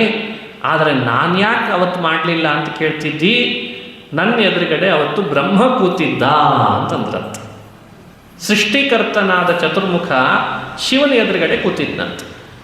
ಅವನೊಳಗೆ ಭಗವಂತನ ಸನ್ನಿಧಾನ ಯಾವಾಗಲೂ ಜಾಗೃತವಾಗಿರ್ತದೆ. ಈ ವಿಷಯ ಸಮಾಜಕ್ಕೆ ಅರ್ಥೈಸಿಕೊಡ್ಬೇಕಾಗಿದೆ. ಇದೇ ಭಾಗವತದ ಆಧ್ಯಾತ್ಮಿಕ ಸಂದೇಶ ಅಂತ ಹೇಳ್ತಾರೆ. ನಾವು ದೇವರನ್ನು ಎಲ್ಲ ಕಡೆ ಕಾಣಬೇಕು ಅನ್ನೋದು ಎಷ್ಟು ಸತ್ಯವೋ, ಹಾಗೇನೇ ದೇವರನ್ನು ಬ್ರಹ್ಮನೊಳಗೆ ಕಾಣಬೇಕು ಅನ್ನೋದು ಅಷ್ಟೇ ಸತ್ಯ ಅಂತ ಭಾಗವತ ಹೇಳ್ತದೆ. ಶಿವ ಅದನ್ನು ಮಾಡ್ತಾ ಇದ್ದಾನೆ. ಯೋಚಿಸ್ರಿ, ನಿಮಗೆ ದೇವರನ್ನು ಕಾಣಲಿಕ್ಕಿರುವ ಮಾಧ್ಯಮಗಳು 3 ಥರ ಇದ್ದಾವಂತ. ಆ 3 ಥರದ ಮಾಧ್ಯಮಗಳನ್ನು ನಾವು ಅರ್ಥೈಸ್ಕೊಳ್ಬೇಕು ಇವತ್ತು. ಸಾತ್ವಿಕ ಮಾಧ್ಯಮ, ಸಾತ್ವಿಕತರ ಮಾಧ್ಯಮ, ಸಾತ್ವಿಕತಮ ಮಾಧ್ಯಮ ಅಂತಿದ್ದಾವಂತೆ. ನೋಡಿ, ಇದನ್ನು ಅರ್ಥೈಸಲಿಕ್ಕೆ ನಾನು ಶಬ್ದ ಆಡಿದ್ದೇನೆ ಅಷ್ಟೇ. ಸಾತ್ವಿಕ, ಸಾತ್ವಿಕತರ, ಸಾತ್ವಿಕತಮ. ಇಂಗ್ಲೀಷ್ನಲ್ಲಿ ಗುಡ್, ಬೆಟರ್, ಬೆಸ್ಟ್ ಅಂತ ನಾವು ಹೇಳ್ತೇವೆ. ಗುಡ್ಡಿಗಿಂತ ಬೆಟರ್, ಬೆಟರ್ಗಿಂತ ಬೆಸ್ಟ್. ಇಲ್ಲೇ ಈ ವಿವೇಕ ಇದೆ ಅಂದರೆ ಭಗವಂತನನ್ನು ತಿಳಿಲಿಕ್ಕಿರುವ ಮಾಧ್ಯಮಗಳಲ್ಲಿಯೂ 3 ಇದೆ ಅಂತ. ಲೋಕದಲ್ಲೆಲ್ಲ ದೇವರ ಸನ್ನಿಧಾನ ಇದೆ ಅಂತ ತಿಳಿತೇವಲ್ಲ, ಅದು ಸಾತ್ವಿಕ. ಅದಕ್ಕಿಂತ ಒಂದು ಲೆವೆಲ್ ಜಾಸ್ತಿ ಅಂದರೆ ದೇವತೆಗಳಲ್ಲಿ ಭಗವಂತನ ಸನ್ನಿಧಾನ ಇದೆ ಅಂತ ತಿಳಿಯೋದಿಲ್ಲ, ಸಾತ್ವಿಕ ತರ. ಅದಕ್ಕಿಂತ ಲೆವೆಲ್ಲು ಜಾಸ್ತಿ ಅಂದರೆ ಸಾತ್ವಿಕ ತಮ ಅಂದರೆ ಬ್ರಹ್ಮ ಅಂತ. ನೋಡಿ, ಈ ವ್ಯತ್ಯಾಸ ನೀವು ಅರ್ಥೈಸ್ಕೊಳ್ಬೇಕು ಚೆನ್ನಾಗಿ. ಸತ್ವ ಅಂತ ಶಬ್ದದಿಂದ ಕರೀತಾರೆ, ಅದಕ್ಕೆ ಶುದ್ಧ ಸತ್ವ, ಸತ್ವ ಪ್ರಚುರವಾಣಿ ಮುಖ ಸರೋಜೇನ ಅಂತ ದಾಸರು ಒಂದು ಮಾತಿನಲ್ಲಿ ಸತ್ವ ಪ್ರಚುರ ಅಂತ ಕರೆದಿದ್ದಾರೆ. ಅದೇ ಸಾತ್ವಿಕ ತಮ ಅಂತ ಅರ್ಥ, ಅದಕ್ಕಷ್ಟೇ, ಬೇರೆ ಏನಲ್ಲ. ಇವುಗಳಲ್ಲಿ ವ್ಯತ್ಯಾಸ ಇಷ್ಟೇ. ಈ ಸಾತ್ವಿಕ ಅನ್ನೋ ಮಾಧ್ಯಮ ಇದೆಯಲ್ಲ, ದೇವರ ಸನ್ನಿಧಾನ ಇಲ್ಲ ಅಂದ್ಕೊಳ್ಬೇಡಿ. ಅಲ್ಲಿ ಸನ್ನಿಧಾನ ಭಗವಂತಂದು ಅವಶ್ಯ ಇರ್ತದೆ. ಆದರೆ ಸ್ವಲ್ಪ ಈ ಕನ್ನಡಿಗೇನಾದರೂ ಮಸಿ ಬೆಳೆದ್ರೆ ಕನ್ನಡಿ ಮುಂದೆ ಹೋಗಿ ಕಾಡಿಗೆ ಹಚ್ಚಿಬಿಟ್ರೆ ಕನ್ನಡಿ ಒಳಗೆ ಕಾಣುವ ಮುಖ ಹೆಂಗೆ ಸ್ವಲ್ಪ ಹೆಚ್ಚು ಕಡಿಮೆ ಆಗ್ತದೆ. ಮುಖಕ್ಕೆ ಹಚ್ಚಿಲ್ಲ ಕಾಡಿಗೆ. ನೀವು ಕಾಡಿಗೆ ಯಾವುದಕ್ಕೆ ಹಚ್ಚಿರ್ತೇವೆ? ಕನ್ನಡಿಗೆ ಹಚ್ಚಿರ್ತೇವೆ. ಆದರೆ ನಾವು ನೋಡ್ಕೊಳ್ಳೋ ಮುಖಕ್ಕೆ ಕಾಡಿಗೆ ಬಂದ ಹಾಗೆ ಹೇಗಾಗ್ತದೋ ಹಾಗೆ ಈ ಸಾತ್ವಿಕ ಅನ್ನುವ ಮಾಧ್ಯಮದಲ್ಲಿ ಭಗವಂತನ ಸನ್ನಿಧಾನ ಇದ್ದರೂ ಇನ್ನು ಅಜ್ಞಾನ, ಕಾಮ, ಕ್ರೋಧ ಈ ಕಾಡಿಗೆ ಹಚ್ಚಿದ್ರಿಂದ ಭಗವಂತನ ಸನ್ನಿಧಾನದ ವೈಶದ್ಯ ಅಲ್ಲಿ ಕೂಡಲೇ ಬಂದಿರಲ್ಲಂತೆ. ಸ್ವಲ್ಪ ಬ್ರೈಟ್ನೆಸ್ಸಿನಲ್ಲಿ ಏರಿಳಿತ ಇರ್ತದೆ ಅಂತ ಅರ್ಥ. ಯಾಕೆಂದರೆ ಇನ್ನು ಕಾಮ, ಕ್ರೋಧ, ಲೋಭ ಯಾವುದು ಬಿಟ್ಟಿಲ್ಲ ನಾವು. ಹಾಗಾಗಿ ಕೂಡಲೇ ಭಗವತ್ ಸನ್ನಿಧಾನದ ಬ್ರೈಟ್ನೆಸ್ಸನ್ನು ಅನುಭವಿಸ್ಲಿಕ್ಕಾಗಲ್ಲ. ನಮ್ಮೊಳಗೆ ದೇವರಿಲ್ಲ ಅಂದ್ಕೊಂಡಿದ್ದೀರಾ? ತಪ್ಪು. ನನ್ನೊಳಗಿದ್ದಾನೆ, ನಿಮ್ಮೊಳಗಿದ್ದಾನೆ, ಅವರೊಳಗಿದ್ದಾನೆ, ಅವಳೊಳಗಿದ್ದಾನೆ. ಇಲ್ಲಿ ಬಂದ ಪ್ರತಿಯೊಬ್ಬರಲ್ಲಿಯೂ ಭಗವಂತ ಇದ್ದಾನೆ. ಬಟ್ ಬ್ರೈಟ್ನೆಸ್ನಲ್ಲಿ ನಾವೆಲ್ಲರೂ ಕಾಡಿಗೆ ಹಚ್ಕೊಂಡಿದ್ದೇವಾದ್ದರಿಂದ ನಮ್ಮಲ್ಲಿ ಕೊರತೆ ಇದೆ. ಕನ್ನಡಿಗೆ ಕಾಡಿಗೆ ಹಚ್ಚಿದಾಗ ಅಷ್ಟೆ. ದೇವರಿಗೆ ಕಾಡಿಗೆ ಹಚ್ಚಲಿಕ್ಕೆ ಅವಕಾಶ ಇಲ್ಲಲ್ಲ. ದೇವರಲ್ಲಿ ಕಾಮ, ಕ್ರೋಧ ಅಂಟಿಸ್ಲಿಕ್ಕೆ ಬರೋಲ್ಲ. ಮಾಧ್ಯಮಕ್ಕೆ ಆದ ಸಮಸ್ಯೆಯಿಂದ ಮಾಧ್ಯಮದ ಒಳಗಿರೋ ಭಗವಂತನ ಸನ್ನಿಧಾನದಲ್ಲಿ ವ್ಯತ್ಯಾಸ ಬರ್ತದಂತೆ. ಈ ರಹಸ್ಯ ನೀವು ಅರಿಬೇಕು. ಸೆಕೆಂಡ್ ಪಾಯಿಂಟ್ ಏನಾಯಿತು? ಸಾತ್ವಿಕ ತರ ಬಿ, ಅದನ್ನು ಬಿ ಅಂತ ಇಟ್ಕೊಳ್ಬೇಕಂದ್ರೆ, ಅಥವಾ ಅದು ಯಾವತ್ತಿದ್ರೂ ಬಿ. ಮೇಲಿನಿಂದ ಎ ಬಂದರೂ ಅದು ಬಿನೇ ಆಗ್ತದೆ, ಕೆಳಗಿನಿಂದ ಎ ಇಟ್ಕೊಂಡ್ರೆ ಅದು ಬಿನೇ ಆಗ್ತದೆ, ಮಧ್ಯಮದ್ದು. ದೇವತೆಗಳಲ್ಲೆಲ್ಲ ಭಗವಂತನ ಸನ್ನಿಧಾನ ಯಾವಾಗಲೂ ಇದೆ. ಸ್ವಲ್ಪ ವ್ಯತ್ಯಾಸ ನಿಮಗೆ ಗಮನಿಸ್ಲಿಕ್ಕೆ ಹೇಳ್ತೇನೆ, ಕೆಲವು ಎಕ್ಸಾಂಪಲ್ಸನ್ನು. ಯಾವಾಗಲೂ ಸನ್ನಿಧಾನ ಇದೆ, ಇಲ್ಲ ಅಂತಲ್ಲ. ಆದರೆ ಕೆಲವು ಸಂದರ್ಭಗಳೊಳಗೆ ಅವರೊಳಗೂ ಕೂಡ ಭಗವಂತನ ಬ್ರೈಟ್ನೆಸ್ಸಿನಲ್ಲಿ ವ್ಯತ್ಯಾಸ ಕಾಣಿಸ್ತದಂತೆ, ಏರಿಳಿತ ಆಗ್ತದೆ. ಸಣ್ಣ ಉದಾಹರಣೆ ಕೊಟ್ಟಿರ್ತೀನಿ, ನೆನಪಿಟ್ಕೊಳ್ಬೋದಾದದ್ದು. ದಾಳದ ಆಟ ಆಡಿದರು ಪಾಂಡವರು, ಎಲ್ಲ ಸೋತರು. ವಸ್ತ್ರಾಪಹಾರ ಮಾಡಲಿಕ್ಕೆ ಹೋದ. ಕೃಷ್ಣನೇ ವಸ್ತ್ರ ಕೊಟ್ಟ ದ್ರೌಪದಿ ಅಕ್ಷಯಾಂಬರ. ಕಾಡಿಗೆ ಬಂದರು, ವನವಾಸ ಮಾಡಬೇಕಲ್ಲ ಇನ್ನು ಅಂತ. ಕೃಷ್ಣ ಭೇಟಿಗೆ ಬಂದ ಧರ್ಮರಾಜನನ್ನು. ಭೇಟಿಗೆ ಬಂದಾಗ ಸಾಂತ್ವನ ಮಾಡಿದ, ಸಮಾಧಾನ ಮಾಡಿದ. ಮಾಡಬೇಕಾದದ್ದೇ ಕೃಷ್ಣ ಮಾಡಿದ. ಪಾಂಡವರು ಸಮಾಧಾನ ಮಾಡಿದ.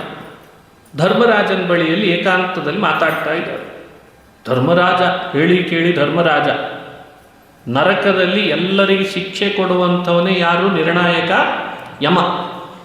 ಅವನೇ ಭೂಮಿಯಲ್ಲಿ ಯಮಧರ್ಮ ಯುಧಿಷ್ಠಿರನಾಗಿದ್ದಾನೆ.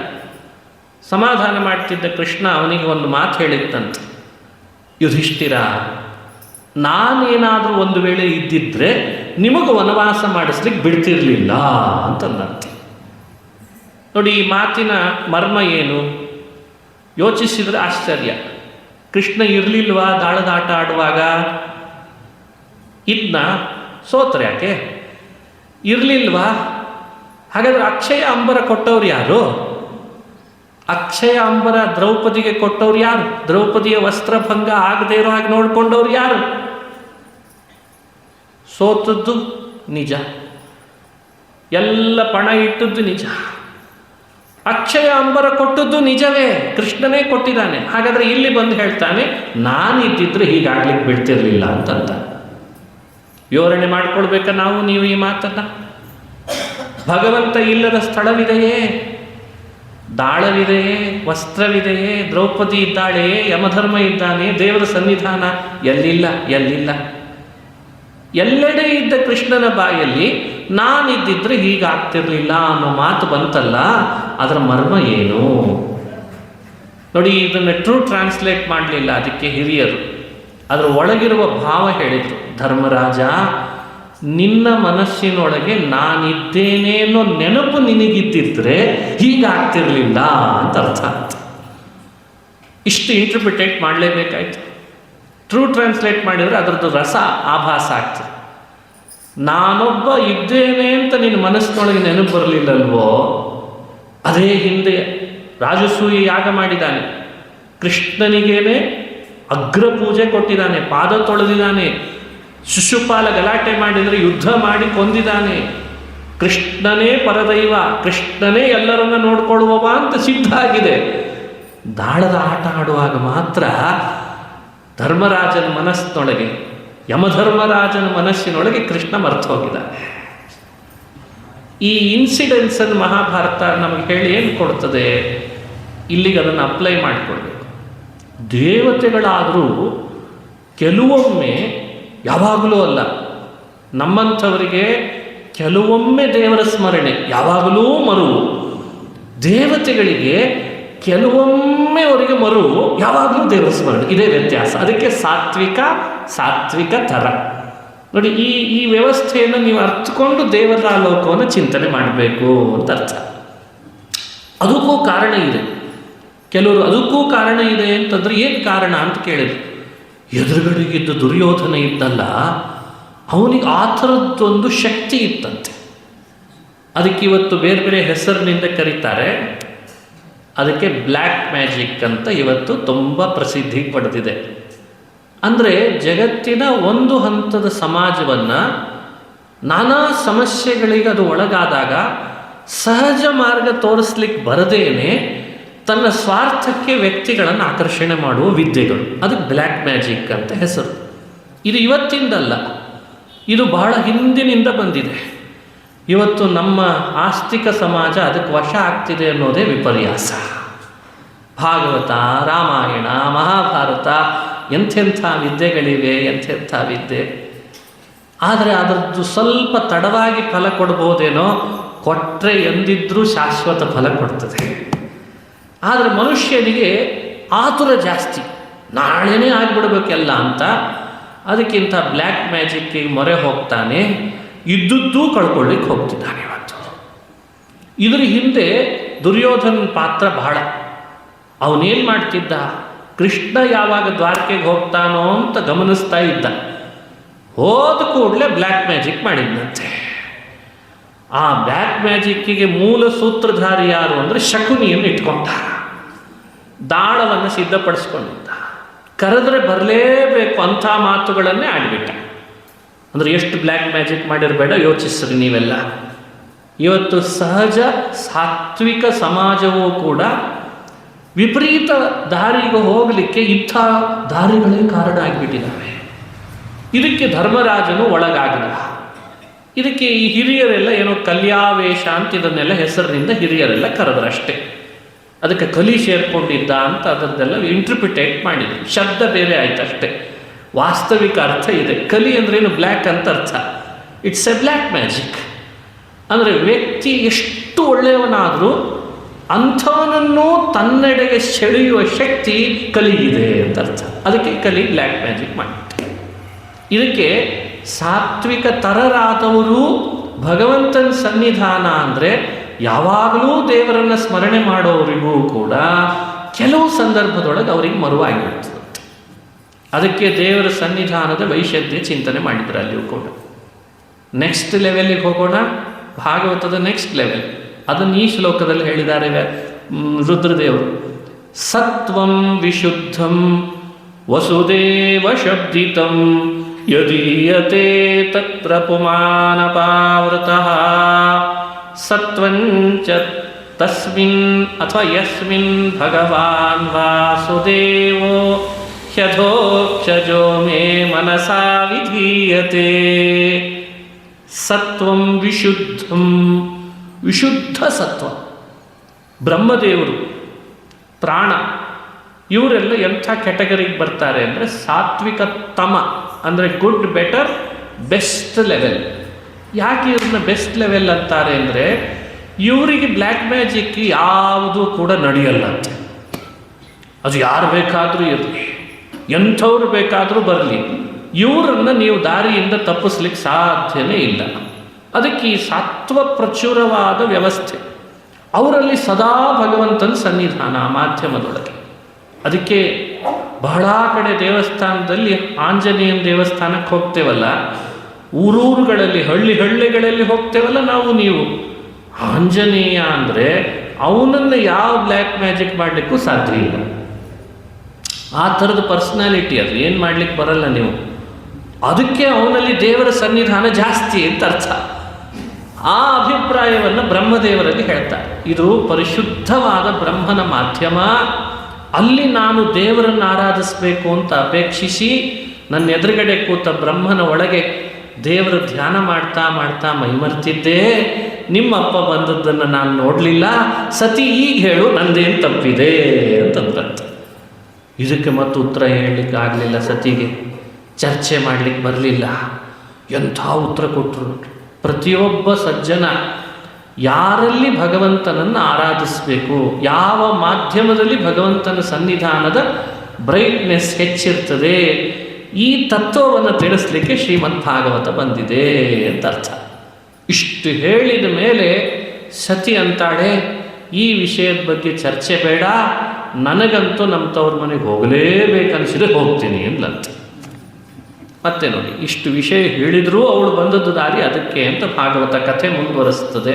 ವಿಡಂಬನೆ ಮಾಡಿದಾಳೆ ಸತಿ. ಹೋದ್ಲು ಯಾಗದಲ್ಲಿ, ತಾಯಿ ಮಾತ್ರ ಇವಳನ್ನು ಆಧರಿಸಿದ್ಲು ಪ್ರಸೂತಿ. ತಂದೆ ದಕ್ಷ ಏನು ಮಾಡಿದ್ರು ಆಧರಿಸಲಿಲ್ಲ, ಸುಮ್ಮನೆ ಕೂತಿದ್ದಾಳೆ, ಮಾತಾಡಿಸ್ತಾ ಇಲ್ಲ. ಬೇರೆಯವರು ಹೆದರುತ್ತಿದ್ದಾರೆ, ಎಲ್ಲಿ ಸತಿನ ಎದ್ದು ನಮಸ್ಕರಿಸಿ ಗೌರವಿಸಿದರೆ ದಕ್ಷ ಸಿಟ್ಟಾಗ್ತಾನೋ ಅಂತ ಬೇರೆಯವರು ಸುಮ್ಮನಾದ್ರಂತೆ. ಆ ಕೂಡಲೇ ಆ ದಕ್ಷ ಯಾಗ ಮಾಡ್ತಿರುವಾಗ ಇಂತಿಂಥ ದೇವತೆಗಳಿಗೆ ಆಹುತಿ ಕೊಡಬೇಕಿತ್ತು. ಆ ಘಟನೆಯನ್ನು ಗಮನಿಸ್ತಿದ್ದಾಳೆ ಸತಿ, ಏನು ಮಾಡ್ತಾನೆ ನಮ್ಮಪ್ಪ ಯಾಗ ಅಂತ. ಆ ಹಾಕುವ ಆಹುತಿಗಳಲ್ಲಿ ಎಲ್ಲ ದೇವತೆಗಳ ಸರದಿ, ಶಿವನ ಸರದಿನೂ ಬಂತು. ನೋಡಿ, ನಿಮಗೆ ಯಾಗದೊಳಗೆ ಅತಿ ಹೆಚ್ಚು ಬೇರೆ ಬೇರೆ ದೇವತೆಗಳಿಗೆ ಆಹುತಿ ಕೊಡಬೇಕು ಅಂದರೆ ಶಿವನಿಗೂ ಕೊಡಬೇಕು ಅಂತ. ಬೇರೆ ಬೇರೆ ಆಹುತಿ ಕೊಡುವಂತೆ ಶಿವನಿಗೆ ಕೊಡೋದು ಅಂದಾಗ ಕೊಡಲೇಬೇಕು. ಯಾಜ್ಞಿಕರು ಋತ್ವಿಜರು ಹೇಳ್ತಿದ್ದಾರೆ ಆ ಶಿವನಿಗೆ ಆಹುತಿ ಕೊಡೋಣ ಅಂತ. ದಕ್ಷ ತಡೆದು ಶಿವನಿಗೆ ಆಹುತಿ ಕೊಡಬೇಡ ಅಂದ್ಬಿಟ್ಟು ಅಲ್ಲಿವರೆಗೂ ಸುಮ್ಮನೆ ಕೂತ ಸತಿ ನೋಡುವಾಗ ಯಾವಾಗ ಶಿವನಿಗೆ ಆಹುತಿ ಕೊಡಲಿಲ್ಲ ಕೂಡಲೇ ಎದ್ದು ನಿಂತ್ಲಂತ. ಎದ್ದು ನಿಂತು ಪ್ರತಿಭಟನೆ ಮಾಡ್ತಾ ಇದ್ದಾಳೆ. ಏನು ಪ್ರತಿಭಟನೆ ಅವಳು ಮಾಡಿದ್ದವತ್ತು ಅಂದರೆ ತನಗೆ ಗೌರವ ಕೊಡಲಿಲ್ಲ ಅಂತ ಪ್ರತಿಭಟನೆ ಅಲ್ಲ. ಈಗ ರಿಸರ್ವೇಷನ್ನಿಗೆ ಮಹಿಳೆಯರೆಲ್ಲ ಪ್ರತಿಭಟನೆ ಮಾಡೋ ಕಾಲ ಬಂದಿದೆ ಅಲ್ವೇ? ಆ ಥರ ಸತಿ ಪ್ರತಿಭಟಿಸಲಿಲ್ಲ. ಸಮಾಜದಲ್ಲಿ ಮಹಿಳೆನೂ ಪ್ರತಿಭಟಿಸಬೇಕು ಅನ್ಯಾಯದ ವಿರುದ್ಧ ಅನ್ನೋದು ನಿಜವೇ. ಆದರೆ ಯಾವ ಅರ್ಥದಲ್ಲಿ ಅನ್ನೋದು ಸತಿಯಿಂದ ಲೋಕ ಕಲಿಬೇಕಂತಿವತ್ತು. ಅವಳು ಹೇಳ್ತಾಳೆ, ನೀನು ಯಾರನ್ನು ವಿರೋಧಿಸ್ತಿದ್ದಿ, ಯಾರಿಗೆ ಆಹುತಿ ಕೊಡಬೇಡ ಅಂತಿದ್ದಿ, ಅವನ ಮಹಿಮೆ ಏನು ಅಂತ ತಿಳಿದಿದೀಯಾ ಅಂತ ಶುರು ಮಾಡಿದ್ದಂತೆ. ಅನಾಹುತ ಯಜ್ಞ ಸದಸ್ಯಧೀಶ್ವರೀ ಚುಕೋಪಲೋಕಾನಿವಧಕ್ಷತೀರುಷಾ. ಅನಾಹುತಾಪಿ, ಅವಳು ಹೇಳುವ ಮಾತು ಅನಾದೃತ, ಅನಾಹುತ ಅನಾದೃತ ಅಪಿ ಯಜ್ಞ ಸದಸ್ಯ ಅಧೀಶ್ವರಿ. ತನಗ್ಯಾವ ಆದರ ಗೌರವ ಸಿಗದೆ ಹೋದರೂ ಸತಿ ಆ ಯಜ್ಞ ಮಾಡ್ತಿದ್ದ ದಕ್ಷನ ವಿರುದ್ಧ ಪ್ರತಿಭಟನೆ ಮಾಡ್ತಾಳೆ. ಎಷ್ಟು ಚುಕೋಪಲೋಕಾನಿವಧಕ್ಷತೀರುಷಾ. ಕ್ಷತೀರುಷಾ, ಚುಕೋಪ, ಕಣ್ಣಿನಲ್ಲಿ ಬೆಂಕಿಯ ಕಿಡಿ ಬರುವಷ್ಟು ಸಿಟ್ಟು ಬಂತಿದೆ ಅಂತ. ಇನ್ನೊಂದು ಸ್ವಲ್ಪ ಸಿಟ್ಟು ಜಾಸ್ತಿ ಮಾಡಿದರೆ ದಕ್ಷ ಸುಟ್ಟು ಹೋಗ್ತಿದ್ದಂತ. ಅಷ್ಟರಲ್ಲೇ ಮಾತಾಡ್ಲಿಕ್ಕೆ ಶುರು ಮಾಡ್ತಾಳೆ. ಹೇಳ್ತಾಳೆ, ಸತಿ, ಯಾರನ್ನು ವಿರೋಧಿಸ್ತಿದ್ದಿ ನೀನು? ಪರಶಿವನನ್ನು.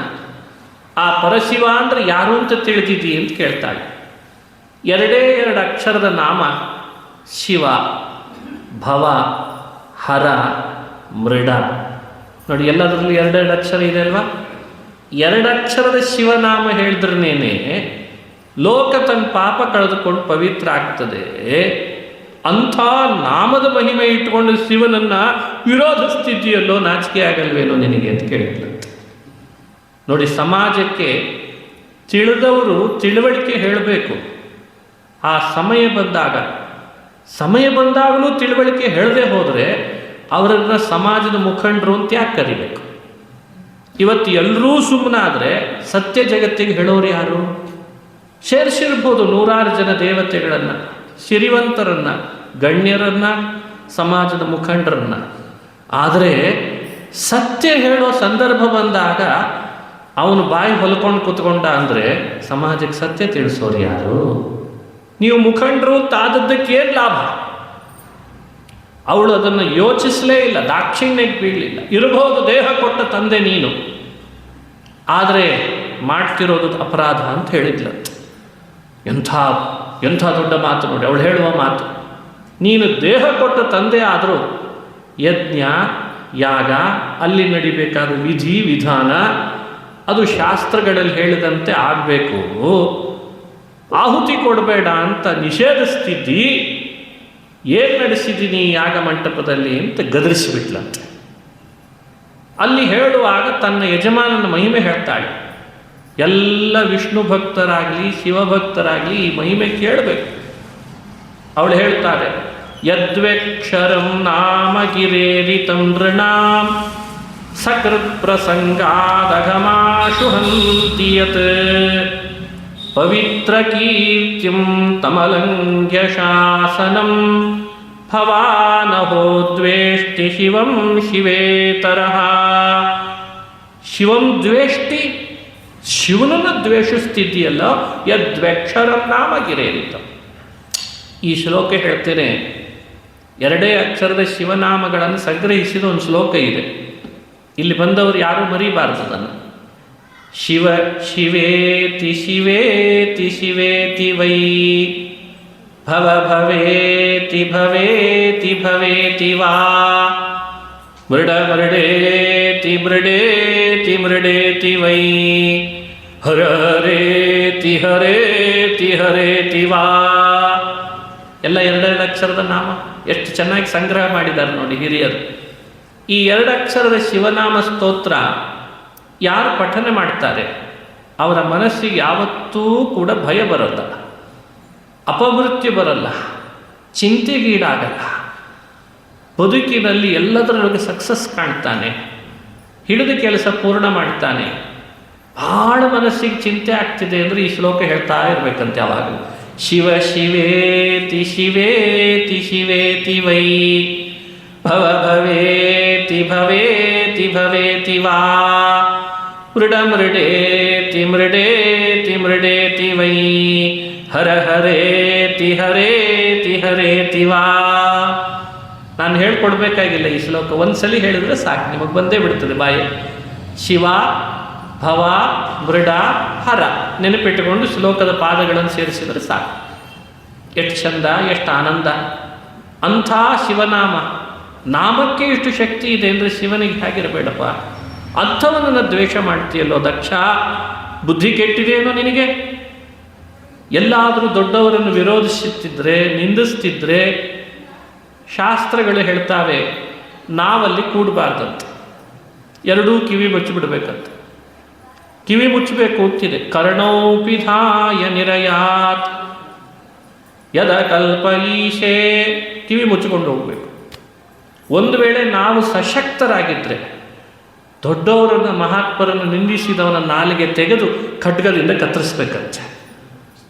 ನಾಲಿಗೆ ಕತ್ತರಿಸಿದರೂ ತಪ್ಪಲ್ಲ ಅಂತ ಹೇಳ್ತದೆ ಮಹಾತ್ಮರನ್ನು ನಿಂದಿಸಿದವರ ನಾಲಿಗೆ. ಕ್ಷತ್ರಿಯರು ಅಂಥ ದಂಡ ಹಾಕ್ತಿದ್ರಂತೆ ಹಿಂದೆ. ಹಿರಿಯರನ್ನು ನಿಂದಿಸಿದರೆ ನಾಲಿಗೆ ಕತ್ತರಿಸ್ತಾ ಇದ್ರಂತೆ. ಇವತ್ತೆಲ್ಲ ಆ ಶಿಕ್ಷೆ ಹಾಕೋರೂ ಇಲ್ಲ. ಇವತ್ತು ಶಿಕ್ಷೆಯ ಬಗ್ಗೆ ತಲೆ ಕೆಡಿಸ್ಕೊಳ್ಳೋರೇ ಕಡಿಮೆ ಆಗಿದ್ದಾರೆ. ಅಪರಾಧದ ನೀತಿ, ಇಂಡಿಯನ್ ಪೆನಲ್ ವ್ಯವಸ್ಥೆ ಇದೆ ಅಲ್ಲ, IP, ನಮ್ಮ ದಂಡ ನೀತಿಯಲ್ಲಿ ಸಡ್ಲ್ ಬಹಳ ಮಾಡಿದ್ದಾರೆ. ಈಗ ಜೈಲಿಗೆ ಹೋಗಿ ಬರ್ತಿರ್ಲಿಕ್ಕೆ ಮಾಲೆ ಹಾಕಿಬಿಡ್ಬೇಕು ಅವನನ್ನು ಕರ್ಕೊಂಬರುವಾಗ. ಬೇಲ್ ಸಿಕ್ತಲ್ಲ ಅಂದ್ರೆ ಅವನು ನಿರಪರಾಧಿ ಅಂತ ಅರ್ಥನಾ? ಇದು ನಮ್ಮ ಸಮಾಜ. ಇನ್ನು ಹಿರಿಯರು ಕಿರಿಯರು ದೊಡ್ಡವರು ಅವರನ್ನು ನಿಂದಿಸಿದರೆ ಅವರಿಗೆ ಶಿಕ್ಷೆ ಹಾಕೋದಂತೂ ಕೃಷ್ಣಾರ್ಪಣ. ಗೀತೆ ಪುಸ್ತಕನೇ ಸುಡ್ತೀವಿ ಅಂತಾನೆ. ಕೃಷ್ಣ ದೇವರೇ ಅಲ್ಲ ಅಂತ ಇನ್ನೊಬ್ಬ ಹೇಳ್ತಾನೆ. ರಾಮ ದೇವರಲ್ಲ ಅಂತ ಹೇಳಿ ತನ್ನನ್ನು ಮಾತ್ರ ದೇವರ ಹೆಸರಿಟ್ಟುಕೊಳ್ತಾನೆ. ಇದೇ ವಿಪರ್ಯಾಸ. ಇನ್ನು ಶಿಕ್ಷೆ ಹಾಕೋರಂತೂ ಮುಗದೇ ಹೋಯಿತು. ಯಾವ ರಾಜ್ಯದಲ್ಲಿ ತಪ್ಪಿತಸ್ಥನಿಗೆ ದಂಡ ಸರಿಯಾಗಿಲ್ಲ ಆ ರಾಜ್ಯದ ಆರ್ಥಿಕ ಮುಗ್ಗಟ್ಟು ಬಹಳ ಬರ್ತದೆ. ನಮ್ಮ ಮನೆಗಳಲ್ಲಿ ಬಡತನದ ಹಿಂದೆ ಇದು ಒಂದು ಕಾರಣ. ನಮ್ಮಿಂದ ನಡೆದ ತಪ್ಪುಗಳಿಗೆ ನಾವು ಸರಿಯಾಗಿ ಶಿಕ್ಷೆ ಹಾಕ್ಕೊಂಡಿಲ್ಲ ಅನ್ನೋದೇ ಕಾರಣ ಅಂತ. ಪರೀಕ್ಷೆ ಮಾಡಿ ನೋಡಿ. ನಾವು ನಮ್ಮ ಬದುಕಿನಲ್ಲಿ ಎಷ್ಟೆಷ್ಟು ನಮ್ಮನ್ನು ನಾವು ತಪ್ಪು ಮಾಡದಂತೆ ನೋಡ್ತೇವೆ, ಮಾಡಿದ ತಪ್ಪಿಗೆ ನಾವೇ ಶಿಕ್ಷೆ ಹಾಕ್ಕೊಳ್ತೇವೆ. ಇನ್ನೊಂದು ಸಲ ಮಾಡದಂತೆ ಆಗ ನಮಗೆ ಏಳಿಗೆ ಜಾಸ್ತಿ ಆಗಲಿಕ್ಕೆ ಶುರುವಾಗ್ತದೆ. ಈ ತಪ್ಪು ನನ್ನಿಂದ ನಡೀತು, ಈ ದೇವರನ್ನು ನಿಂದಿಸಿದೆ, ಈ ದೊಡ್ಡವರನ್ನು ನಾನು ನಿಂದಿಸಿದೆ, ಇನ್ನೊಂದು ಸಲ ನಿಂದಿಸ್ಕೊಳ್ಳಾರ್ದೆ ಅಂತ ನಮ್ಮ ಹಣೆ ನಾವೇ ಬಡ್ಕೊಳ್ಬೇಕು. ನಮಗೆ ನಾವೇ ಶಿಕ್ಷೆ ಕೊಡಬೇಕು. ಯಾಕೆ ಅಂದರೆ ದಂಡ ಅಂದ್ರೆ ಭಗವಂತ. ದಂಡೋ ದಮಯಿತಾಂ ವರಹ ಅಂತ ವಿಷ್ಣು ಸಹಸ್ರನಾಮದಲ್ಲಿ ದಂಡ ಅಂದರೆ ದೇವರು. ಆ ದಂಡ ಸಡಲಾದರೆ, ತಪ್ಪಿಗೆ ಶಿಕ್ಷೆ ಸರಿಯಾಗಿ ವಿಧಿಸದೇ ಇದ್ದರೆ ಆ ರಾಜ್ಯದಲ್ಲಿ ಆರ್ಥಿಕ ವ್ಯವಸ್ಥೆಗಳು ಬುಡಮೇಲಾಗ್ತದೆ. ಯಾಕೆ? ದಂಡ ಶಬ್ದಕ್ಕೆ ಲಕ್ಷ್ಮಿ ಅಂತ ಅರ್ಥ. ನಮ್ಮ ಮನೆಗಳಲ್ಲಿ ಸಿರಿವಂತಿಕೆ ಜಾಸ್ತಿ ಆಗಬೇಕಾ? ಹಾಗಾದರೆ ನಮ್ಮ ತಪ್ಪಿಗೆ ಸರಿಯಾದ ಶಿಕ್ಷೆ ನಾವು ಹಾಕ್ಕೊಳ್ಳೋದನ್ನು ಕಲಿಬೇಕಂತೆ. ಇದು ಮಹಾಭಾರತದ ಸಂದೇಶ. ಈ ಅರ್ಥದಲ್ಲಿ ಯೋಚಿಸಿ ಹೇಳ್ತಾಳೆ. ಜಗತ್ತಿನಲ್ಲಿ ದಂಡ ಹೇಳ್ತಾಳವರು. ಎಲ್ಲಿ ಮಹಾತ್ಮನ ನಿಂದೆ ನಡೀತದೆ ಕಿವಿ ಮುಚ್ಚಿಕೊಂಡು ಹೋಗಬೇಕು. ಅಶಕ್ತರು. ಸಶಕ್ತರಿದ್ದರೆ ಅವರು ಕರ್ತವ್ಯವನ್ನು ಮಾಡಬೇಕಂತೆ ನಾಲಿಗೆ ಕತ್ತರಿಸಬೇಕು. ನೀನು ನೋಡಿದರೆ ಪರಶಿವನಂಥ ಮಹಾತ್ಮನನ್ನು ನಿಂದಿಸ್ತಿ, ದ್ವೇಷಿಸ್ತಿ, ಅವನು ಬೇಡ ಅಂತ ಅವನನ್ನು ದೂರ ಇಡ್ತಿ ಅಂತಂದರೆ ನೀನೆಂಥ ಯಜ್ಞ ಮಾಡ್ತೀಯೋ ದಕ್ಷ ಅಂತ ಬೈದ್ಬಿಟ್ಲಂತ. ನಿನ್ನಿಂದ ಬಂದ ಈ ದೇಹ ಬೇಡ. ನಾನು ಮನೆಗೆ ಹೋದರೆ ಶಿವ ನನ್ನನ್ನು ಸೇರಿಸ್ತಾನೆ. ನನ್ನ ಮೇಲೆ ಅಷ್ಟು ಪ್ರೀತಿ ಶಿವನಿಗೆ. ಆದರೆ ಬೇಡ ಅಂತ ಶಿವ ಹೇಳಿದರೂ ನಾನು ಬಂದಲ್ಲ ಇವತ್ತು ಯಜ್ಞಕ್ಕೆ. ನನ್ನನ್ನು ಮನೆಯಲ್ಲಿ ನಮ್ಮ ಯಜಮಾನ ಗುರುತಿಸೋದು ದಾಕ್ಷಾಯಣಿ ಅಂತ. ನೋಡಿ, ಅದನ್ನು ಅವಳು ಹೇಳ್ತಾಳೆ. ಬಹಳ ಪ್ರೀತಿಯಿಂದ ಶಿವ ತನ್ನ ಹೆಂಡತಿಯನ್ನು ಕರಿತಾ ಇದ್ದದ್ದು ದಾಕ್ಷಾಯಣಿ ಅಂತ. ಯಾಕೆ? ದಕ್ಷನ ಹೆಸರು ಅಪ್ಪನಿಗಿದೆ, ಮಗಳಾಗಿದ್ದಾಳಾದ್ರಿಂದ ಇವಳನ್ನು ದಾಕ್ಷಾಯಣಿ ತೇ ವಹಿ ಕೀರ್ತ್ಯತೆ ಮಾಂ. ನನ್ನನ್ನು ದಾಕ್ಷಾಯಣಿ ಅಂತ ಕರೀತಾನೆ ನಮ್ಮ ಯಜಮಾನ. ಈಗ ನನಗನ್ನಿಸ್ತಿದೆ ನಿನ್ನಂಥ ಮಹಾತ್ಮರ ದ್ವೇಷಿ ನಿನ್ನ ಹೆಸರು ನಮ್ಮ ಯಜಮಾನನ ಬಾಯಲ್ಲಿ ಬರಬಾರ್ದು ಅಂತಂತ. ನೀನು ಕೊಟ್ಟ ದೇಹ ಬೇಡ, ನಿನ್ನ ಹೆಸರು ನನ್ನ ಯಜಮಾನನ ಬಾಯಲ್ಲಿ ಬರೋದು ಬೇಡ, ನಿನ್ನ ಸಂಬಂಧ ನನಗೆ ಬೇಡ, ಯಜ್ಞದಲ್ಲಿ ಮಾಡುವ ವಿಧಿಯನ್ನು ಮೀರ್ತಿದ್ದಿ ಅಂದ ಮೇಲೆ ನೀನೇ ಬೇಡ ನನಗೆ ಅಂತ ತನ್ನ ದೇಹದೊಳಗೆ ಅಗ್ನಿಯನ್ನು ಸೃಷ್ಟಿ ಮಾಡಿಕೊಂಡು ಸತಿ ಆ ದೇಹದ ಪೂರ್ಣ ಫಲವನ್ನು ಅಂದರೆ ಅದನ್ನು ಆಹುತಿಯ ರೂಪದಲ್ಲಿ ಅಗ್ನಿಗೆ ಹಾಕಿಬಿಟ್ಲಂತೆ. ಧಗಧಗಿಸಿ ಹೋಗ್ಬಿಡ್ತು. ಶಿವನಿಗೆ ವಿಷಯ ತಿಳಿತು. ವೀರಭದ್ರನಾಗಿ ಬಂದ. ಯಾರ್ಯಾರು ದಕ್ಷನಿಗೆ ಸಹಾಯಕ್ಕೆ ನಿಂತರು ಅವರ ತಲೆ ಕತ್ತರಿಸಿದ, ಕೈ ಕತ್ತರಿಸಿದ, ಹಲ್ಲು ಮುರಿದ. ದಕ್ಷ ಯುದ್ಧಕ್ಕೆ ಬಂದರೆ ಯುದ್ಧ ಮಾಡ್ತಾ ದಕ್ಷನ ರುಂಡವನ್ನು ಕತ್ತರಿಸಿ ಆಕಾಶಕ್ಕೆ ಚಿಮ್ಮೋ ಹಾಗೆ ಮಾಡಿ ಮುಂಡ ಕೆಳಗೆ ವಿಲಿ ಒದ್ದಾಡ್ತಾ ಇದೆ. ಮೇಲಿದ್ದ ಹಾರಿದ ರುಂಡ ಕೈಗೆ ಸೆಳೆದು ತಂದು ಅಗ್ನಿಯಲ್ಲಿ ಆಹುತಿ ಕೊಟ್ಬಿಟ್ಟ. ಇದು ವೀರಭದ್ರನಾಗಿ ಶಿವ ಮಾಡಿದ ದಕ್ಷನ ರುಂಡ ಕತ್ತರಿಸಿ ಯುದ್ಧ ಮಾಡಿದ ಘಟನೆ. ಮಾಡಲಿಕ್ಕೆ ಹೊರಟದ್ದು ದಕ್ಷ ಯಜ್ಞನೇ, ಆದರೆ ಕೊನೆಗೊಂಡದ್ದು ಯುದ್ಧದಲ್ಲಿ ಅಂತ ಭಾಗವತ ಹೇಳ್ತದೆ. ಏನಿದ್ರ ಸಂದೇಶ? ನಾವು ಒಳ್ಳೆ ಕೆಲಸನೇ ಮಾಡಬೇಕು ಅಂತ ಹೊರಟಿರ್ತೀವಿ. ಆದರೆ ಕೆಲವೊಮ್ಮೆ ಆ ಒಳ್ಳೆಯ ಕೆಲಸ ಅಂತ ಹೊರಟದ್ದು ಕೊನೆಗೆ ಯಾವುದೋ ಒಂದು ದೊಡ್ಡ ಕಲಹದಲ್ಲಿ ಅದು ಪರ್ಯವಸಾನ ಆಗಿರ್ತದೆ. ಯಾಕೆ ಹೀಗೆ ಆಗ್ತದೆ?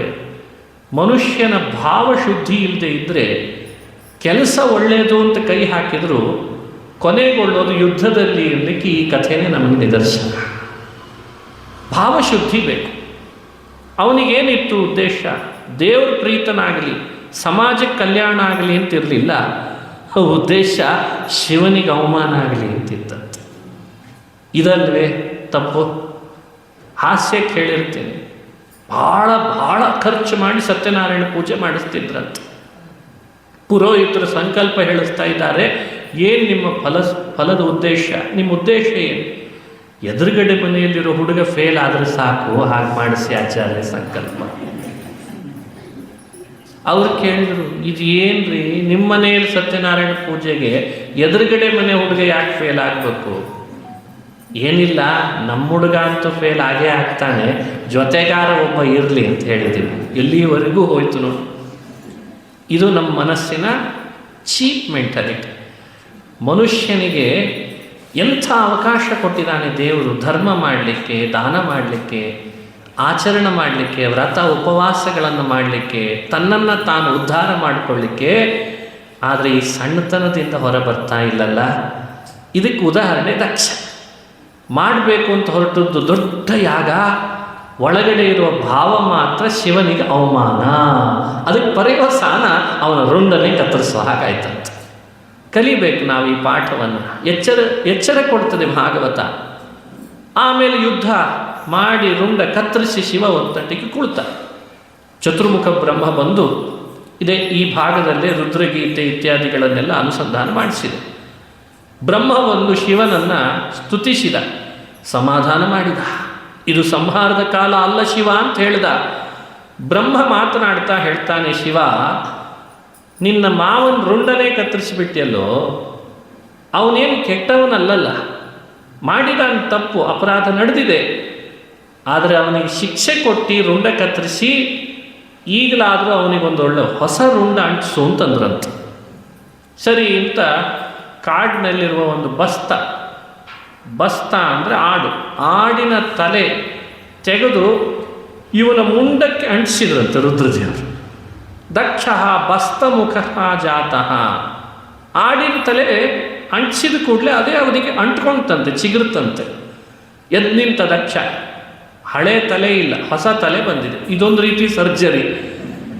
ಈ ಸರ್ಜರಿ ನೀವು ಆರ್ಥೋಪೆಟಿಕ್ನಲ್ಲಿಯೋ ಇನ್ನೆಲ್ಲೋ ಶಾಪ್ನಲ್ಲಿ ಮಾಡಲ್ಲ.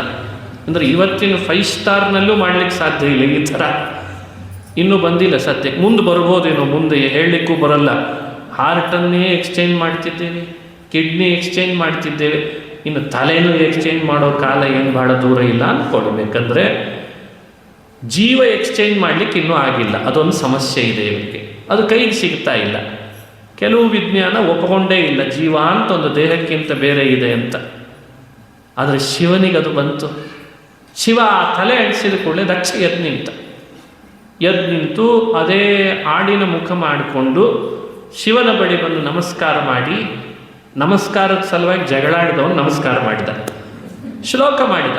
ಭೂಯಾನನುಗ್ರಹ ಅಹೋ ಭವತಾ ಕೃತೋ ಮೇ ದಂಡಸ್ತ್ವಯಾ ಮಯಿ ಭೃತಃ ಯದಪಿ ಪ್ರಲಬ್ಧ. ನೋಡಿ ಹೇಳುವಾಗ ಅಂತಾರೆ, ಭೂಯಾನ್ ಅನುಗ್ರಹ ಅಹೋ ಭವತಾ ಕೃತಃ.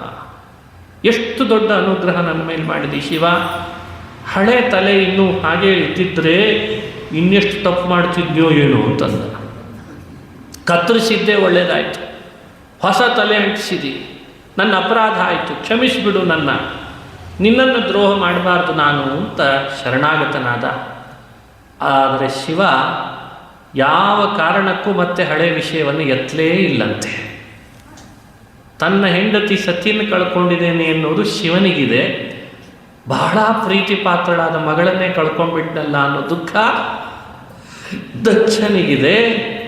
ನಡೆದದ್ದನ್ನು ಮತ್ತೆ ನೆನಪಿಸ್ಕೊಳ್ಳಿಲ್ಲ. ದಕ್ಷ ಮಾತ್ರ ಆ ದುಃಖದಿಂದ ಹೊರಬರಲಿಕ್ಕೆ ಅಷ್ಟು ಸುಲಭ ಆಗಲೇ ಇಲ್ಲ. ಪುತ್ರ ಶೋಕ, ಪುತ್ರಿ ಶೋಕ, ಮಗಳನ್ನು ಕಳ್ಕೊಂಡು ದುಃಖ ಯಾರಿಗಿರಲ್ಲ. ಆ ದುಃಖ ಅವನಿಗೆ ಯಾವಾಗಲೂ ಇತ್ತು. ಇದು ನಮಗೆ ಕೊಡೋ ಮತ್ತೊಂದು ತಿಳುವಳಿಕೆ. ನಾವು ಮಹಾತ್ಮರನ್ನು, ದೇವರನ್ನು, ಧರ್ಮವನ್ನು ನಿಂದಿಸುವಾಗ ಚೆನ್ನಾಗಿ ಕಾಣಿಸ್ತದೆ. ಇವತ್ತು ಮೀಡಿಯಾದಲ್ಲಿ ವ್ಯೂಸ್ ಚೆನ್ನಾಗಿ ಬರ್ತದೆ. ಬಹಳ ಬೇಗ ನೀವು ಪ್ರಸಿದ್ಧರಾಗಬೇಕಾ? ಸುಲಭ. ಇವತ್ತು ನಾಳೆ ಭಗವದ್ಗೀತೆಯನ್ನು ಬೆಂಕಿ ಹಚ್ಚಿ ಇಷ್ಟನ್ರಿ ಸಾಕು, ಎಷ್ಟು ಬೇಗ ವ್ಯೂಸ್ ಬರ್ತದೆ ನಿಮಗೆ, ಭಾರಿ ಭಾರಿ ಭಾರಿ. ಆದರೆ ಮುಂದಾಗೋ ಅದರ ಪರಿಣಾಮ ಇದೆಯಲ್ಲ, ಅದು ಬೇರೆ ಇರ್ತದೆ. ಹಾಗೆ ಇವತ್ತು ಶಿವನನ್ನು ದ್ರೋಹ ಮಾಡುವಾಗ, ನಿಂದಿಸುವಾಗ ಮೈಮರೆತು ಮಾಡಿಬಿಟ್ಟ ದಕ್ಷ. ಆದರೆ ಅವನ ಬದುಕಿನುದ್ದಕ್ಕೂ ತನ್ನ ಮಗಳನ್ನು ಕಳ್ಕೊಂಡೆ ಅನ್ನೋ ದುಃಖದಲ್ಲೇ ಒದ್ದಾಡಬೇಕಾಯ್ತು, ತಲೆ ಕತ್ತರಿಸ್ಕೊಳ್ಬೇಕಾಯ್ತು, ತನ್ನ ಮಗಳನ್ನು ಕಳ್ಕೊಂಡೆ ಅನ್ನೋ ದುಃಖದಲ್ಲಿರೋ ಹಾಗಾಗಿಬಿಡ್ತು. ಇದು ನಮಗೆ ಕೊಡುವ ಸಂದೇಶ. ಬದುಕಿನುದ್ದಕ್ಕೂ ದುಃಖದಲ್ಲಿ ತೇಲಾಡಬೇಡವೋ? ಹಾಗಾದರೆ ಇವತ್ತೇ ಮಹಾತ್ಮರನ್ನು ನಿಂದಿಸೋದು, ದ್ರೋಹ ಮಾಡುವುದನ್ನು ಬಿಡು ಅಂತ ಭಾಗವತ ಸಂದೇಶ ನಮಗೆ ಕೊಡ್ತದೆ. ಅದೇ ಸತಿ ಹಿಮಾಲಯ ಪರ್ವತದ ಮಗಳಾಗಿ ಹುಟ್ಟಿದ್ಳು. ಪರ್ವತನ ಮಗಳಾದ್ದರಿಂದ ಅವಳಿಗೆ ಪಾರ್ವತಿ, ಅದೇ ಸತಿಗೆ ಹಿಮಾಲಯದ ಮಗನಾದ್ದರಿಂದ ಹೈಮವತಿ. ಅವಳು ತಪಸ್ಸು ಮಾಡಿ ಪುನಃ ಶಿವನನ್ನೇ ವಿವಾಹ ಮಾಡಿಕೊಂಡಂತೆ. ಪಾರ್ವತಿಪತಿ ಶಿವನಾದ ಅನ್ನೋ ಕಥೆ ಭಾಗವತದಲ್ಲಿ ಸಂಕ್ಷಿಪ್ತವಾಗಿ ಮುಂದುವರಿತದೆ. ಹೀಗೆ ಪಾರ್ವತಿ ಕಲ್ಯಾಣ ನಡೆದದ್ದು. ದಕ್ಷನ ತಲೆ ಕತ್ತರಿಸಿದ್ದು. ಅದಕ್ಕೆ ಶಿವ ಮೃತ್ಯು ಬರಬೇಕಾದ ದಕ್ಷನಿಗೆ ಅಪರಾಧಕ್ಕೆ ತಕ್ಕ ದಂಡ ಹಾಕಿದ. ಅದಕ್ಕಿದು ದಂಡದ ಕಥೆ. ಅಪರಾಧಕ್ಕೆ ಮೀರಿ ಶಿಕ್ಷೆ ಅಲ್ಲ, ಅಪರಾಧಕ್ಕೆ ತಕ್ಕ ಶಿಕ್ಷೆ. ಸಾಯಬೇಕಿತ್ತಲ್ಲ ತಲೆ ಕತ್ತರಿಸಿದ ಮೇಲೆ ಅಂದರೆ ಶಿವನಿಗೆ ಮೃತ್ಯುಂಜಯ ಅಂತ ಹೆಸರಂತೆ. ಅವ ತನ್ನ ಮೃತ್ಯುವನ್ನು ವಿಷ ಕೊಡೋದು ಗೆದ್ದ, ಅಷ್ಟೇ ಮೃತ್ಯುಂಜಯ ಅಲ್ಲ, ತನ್ನ ಮಾವನ ಮೃತ್ಯುವನ್ನು ಅವನು ಗೆದ್ದ. ಅದಕ್ಕೆ ಮೃತ್ಯುಂಜಯ. ಮೃತ್ಯುಂಜಯ ನಿನ್ನ ಉತ್ತಮ ಪದವಿಯ ಭೃತ್ಯನು ಸರ್ವತ್ರ. ನಮಃ ಪಾರ್ವತಿ. ಎಂಥ ಅದ್ಭುತವಾದ ಮಾತನ್ನು ಹೇಳ್ತಾರೆ. ಪತಿನುತ ಪಾರ್ವತಿ ಪತಿ ಆತ ಮಹಾನುಭಾವ. ಅವನು ಮೃತ್ಯುಂಜಯ. ನಮ್ಮ ಮೃತ್ಯುವನ್ನು ಆತ ದೂರ ಮಾಡಬಲ್ಲ. ತಾನು ಮಾತ್ರ ಮೃತ್ಯು ಗೆದ್ದ ಅಂತಲ್ಲ, ದಕ್ಷನ ಮೃತ್ಯುವನ್ನು ದೂರ ಮಾಡಿ ಬದುಕು ಕಟ್ಟಿಕೊಡೋ ಹಾಗೆ ಮಾಡಿದ. ಈ ಕಥೆಯನ್ನು ಯಾರು ಕೇಳ್ತಾರೆ, ಯಾರು ಹೇಳ್ತಾರೆ, ಶ್ರದ್ಧೆಯಿಂದ ಇದರ ವಿಷಯಗಳನ್ನು ಚಿಂತನೆ ಮಾಡ್ತಾರೆ, ಅವರ ಮನೆಯೊಳಗೆ ಅವರ ಅಪರಾಧಗಳನ್ನು ಶಮನ ಮಾಡಿ ಶಿವ ಅನುಗ್ರಹ ಮಾಡ್ತಾನೆ ಅಂತ ಫಲ ಹೇಳ್ತಾರೆ. ಎಚ್ಚರಿಕೆಯೂ ಹೌದು, ಫಲನೂ ಇದೆ, ಅಭೀಷ್ಟಗಳು ಪೂರ್ಣವೂ ಆಗ್ತವೆ. ಬಹಳ ಫಲ ಹೇಳ್ತಾರೆ ಈ ಕಥೆಗೆ. ಇದನ್ನೇ ಮೈತ್ರೇಯರು ವಿದುರನಿಗೆ ಉಪದೇಶ ಮಾಡುತ್ತಾರೆ. ಇದರ ಸಂದೇಶ ಮತ್ತಷ್ಟು ವಿಸ್ತಾರವಾಗಿದೆ. ಸಂಕ್ಷಿಪ್ತವಾಗಿ ಮತ್ತೆ ನಾಳೆ ಮುಂದುವರಿಸೋಣ. ನಾಳೆ ಧ್ರುವೋಪಾಖ್ಯಾನ, ಅದನ್ನು ವಿಸ್ತಾರವಾಗಿ ಹೇಳೋ ಪ್ರಯತ್ನ ಮಾಡ್ತೇನೆ. ನಾಳೆನೇ ಕೊನೆ, 4ನೇ ಸ್ಕಂಧದ ಉಪನ್ಯಾಸದ ಕೊನೆ. ಸಂಕ್ಷಿಪ್ತವಾಗಿ ಮುಂದಿನ ಕೆಲವು ಘಟ್ಟಗಳನ್ನು 4ನೇ ಸ್ಕಂಧದಲ್ಲಿ ಬಂದದ್ದು ತಿಳಿದು ಮುಕ್ತಾಯ ಮಾಡೋಣ ಅಂತ ಹೇಳ್ತಾ, ನಿನ್ನೆ ಹೇಳಿಸಿದ ಶ್ಲೋಕ ಮತ್ತೊಂದು ಬಾರಿ ಇವತ್ತು ತಮ್ಮೆಲ್ಲರ ಬಾಯಲ್ಲಿ ದೇವರಿಗೆ ಸಮರ್ಪಿಸೋಣ ಅಂತ ಹೇಳ್ತೇನೆ. ಆ ಶ್ಲೋಕದ ಅರ್ಥವೂ ಸಂಕ್ಷಿಪ್ತವಾಗಿ ತಿಳಿಸಿರ್ತೇನೆ. ಆಪದಾಂ ಅಪಹರ್ತಾರಂ, ನಮ್ಮ ಆಪತ್ತುಗಳನ್ನು ಪರಿಹರಿಸುವವ. ದಾತಾರಂ ಸರ್ವಸಂಪದಾಂ, ನಮ್ಮ ಅಭಿಲಾಷೆಗಳನ್ನು, ಸಂಪತ್ತನ್ನು ನೀಡುವವ. ದಾತಾರಂ. ಲೋಕಾಭಿರಾಮಂ, ಲೋಕವನ್ನು ಸಂತೋಷದಿಂದ ಯಾವಾಗಲೂ ಇಡುವವ. ಅಂಥ ಶ್ರೀರಾಮನನ್ನು ಮೇಲಿಂದ ಮೇಲೆ ನಮಸ್ಕರಿಸ್ತೇನೆ. ಇದು ಆ ಶ್ಲೋಕದ 4 ಪಾದದ ಅರ್ಥ. ಇವತ್ತು ಪುನಃ ಹೇಳಿಸ್ತೇನೆ. ನಿಮ್ಮೆಲ್ಲರ ಕಂಠದಿಂದ ಮತ್ತೆ ಅದನ್ನು ದೇವರಿಗೆ ಸಮರ್ಪಣೆ ಮಾಡೋಣ. ಆಪದಾಮಪಹರ್ತಾರಂ ದಾತಾರಂ ಸರ್ವಸಂಪದಾಂ ಲೋಕಾಭಿರಾಮಂ ಶ್ರೀರಾಮಂ ಭೂಯೋ ಭೂಯೋ ನಮಾಮ್ಯಹಂ. ಆಪದಾಮಪಹರ್ತಾರಂ ದಾತಾರಂ ಸರ್ವಸಂಪದಾಂ ಲೋಕಾಭಿರಾಮಂ ಶ್ರೀರಾಮಂ ಭೂಯೋ ಭೂಯೋ ನಮಾಮ್ಯಹಂ. आपदामपहर्तारं दातारं सर्वसंपदा लोकाभिरामं श्रीरामं भूयो भूयो नमाम्यहम् आपदामपहर्तारं दातारं सर्वसंपदा लोकाभिरामं श्रीरामं भूयो भूयो नमाम्यहम्. श्रीकृष्ण.